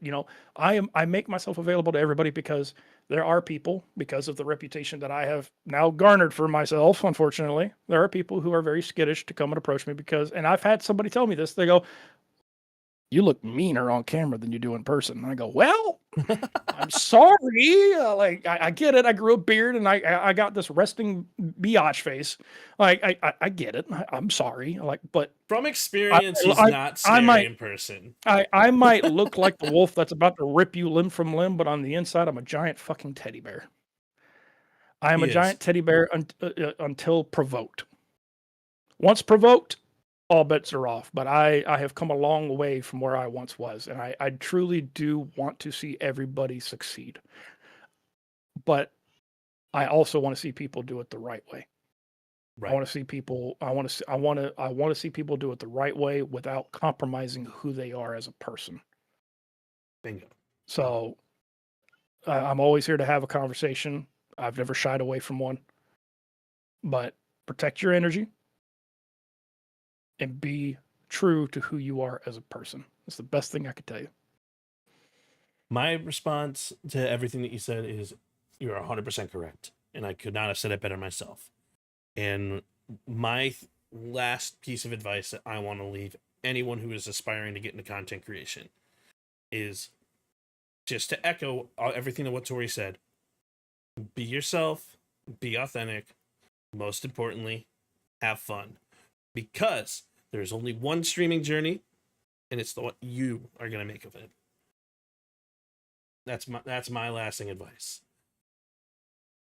So, ladies and gentlemen, let's give it up for Tori here. I appreciate you so much, Tori, for popping onto the PSP podcast. And anybody who is in my side of chat or anybody who sees this podcast and is not following Tori, please make sure you are heading over, give him some love, show him some love. Tell him you came from the podcast. Tell him you saw it on Spotify or tell him you saw it wherever it was. And thank you so much, Tori, for coming through and sharing your journey, man. And sharing your wisdom and literally giving us your all and your energy. And I appreciate you so much for who you are. As you know, I genuinely appreciate for you who one of the people who does believe in me. So I really, truly appreciate you popping on and hanging out and taking the time out of your busy schedule. You asked me to be on the podcast, and I make time for people who want me to be a part of what they have going on. That's the beauty of what we get to do is I have not been on a podcast since I stopped my own because of the fact that I just was being so talkative on Twitter here lately. I have been very vehement on a lot of things, and I took a giant step back from trying to be as audible on a lot of those things here lately. But when I'm asked if I want to be a part of something, I have no problem doing it. Because I do believe that forms of communication such as this is very imperative to how we grow, not only as streamers, but as human beings.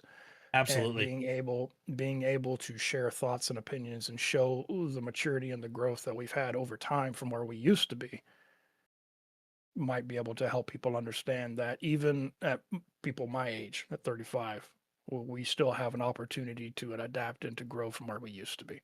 And that's what means the most. So thank you for having me on board. And I'll always believe in people who are genuine, who genuinely want what's right. And I appreciate the hell out of you. And as always, ladies and gentlemen, I'm your host, Percussive173, reminding you all to stay grinding, to stay inspired, and most of all, keep spreading positivity with the best that you know how. And until next time, everybody, ladies and gentlemen, this is the PSP Podcast. We'll be back tomorrow. Doses!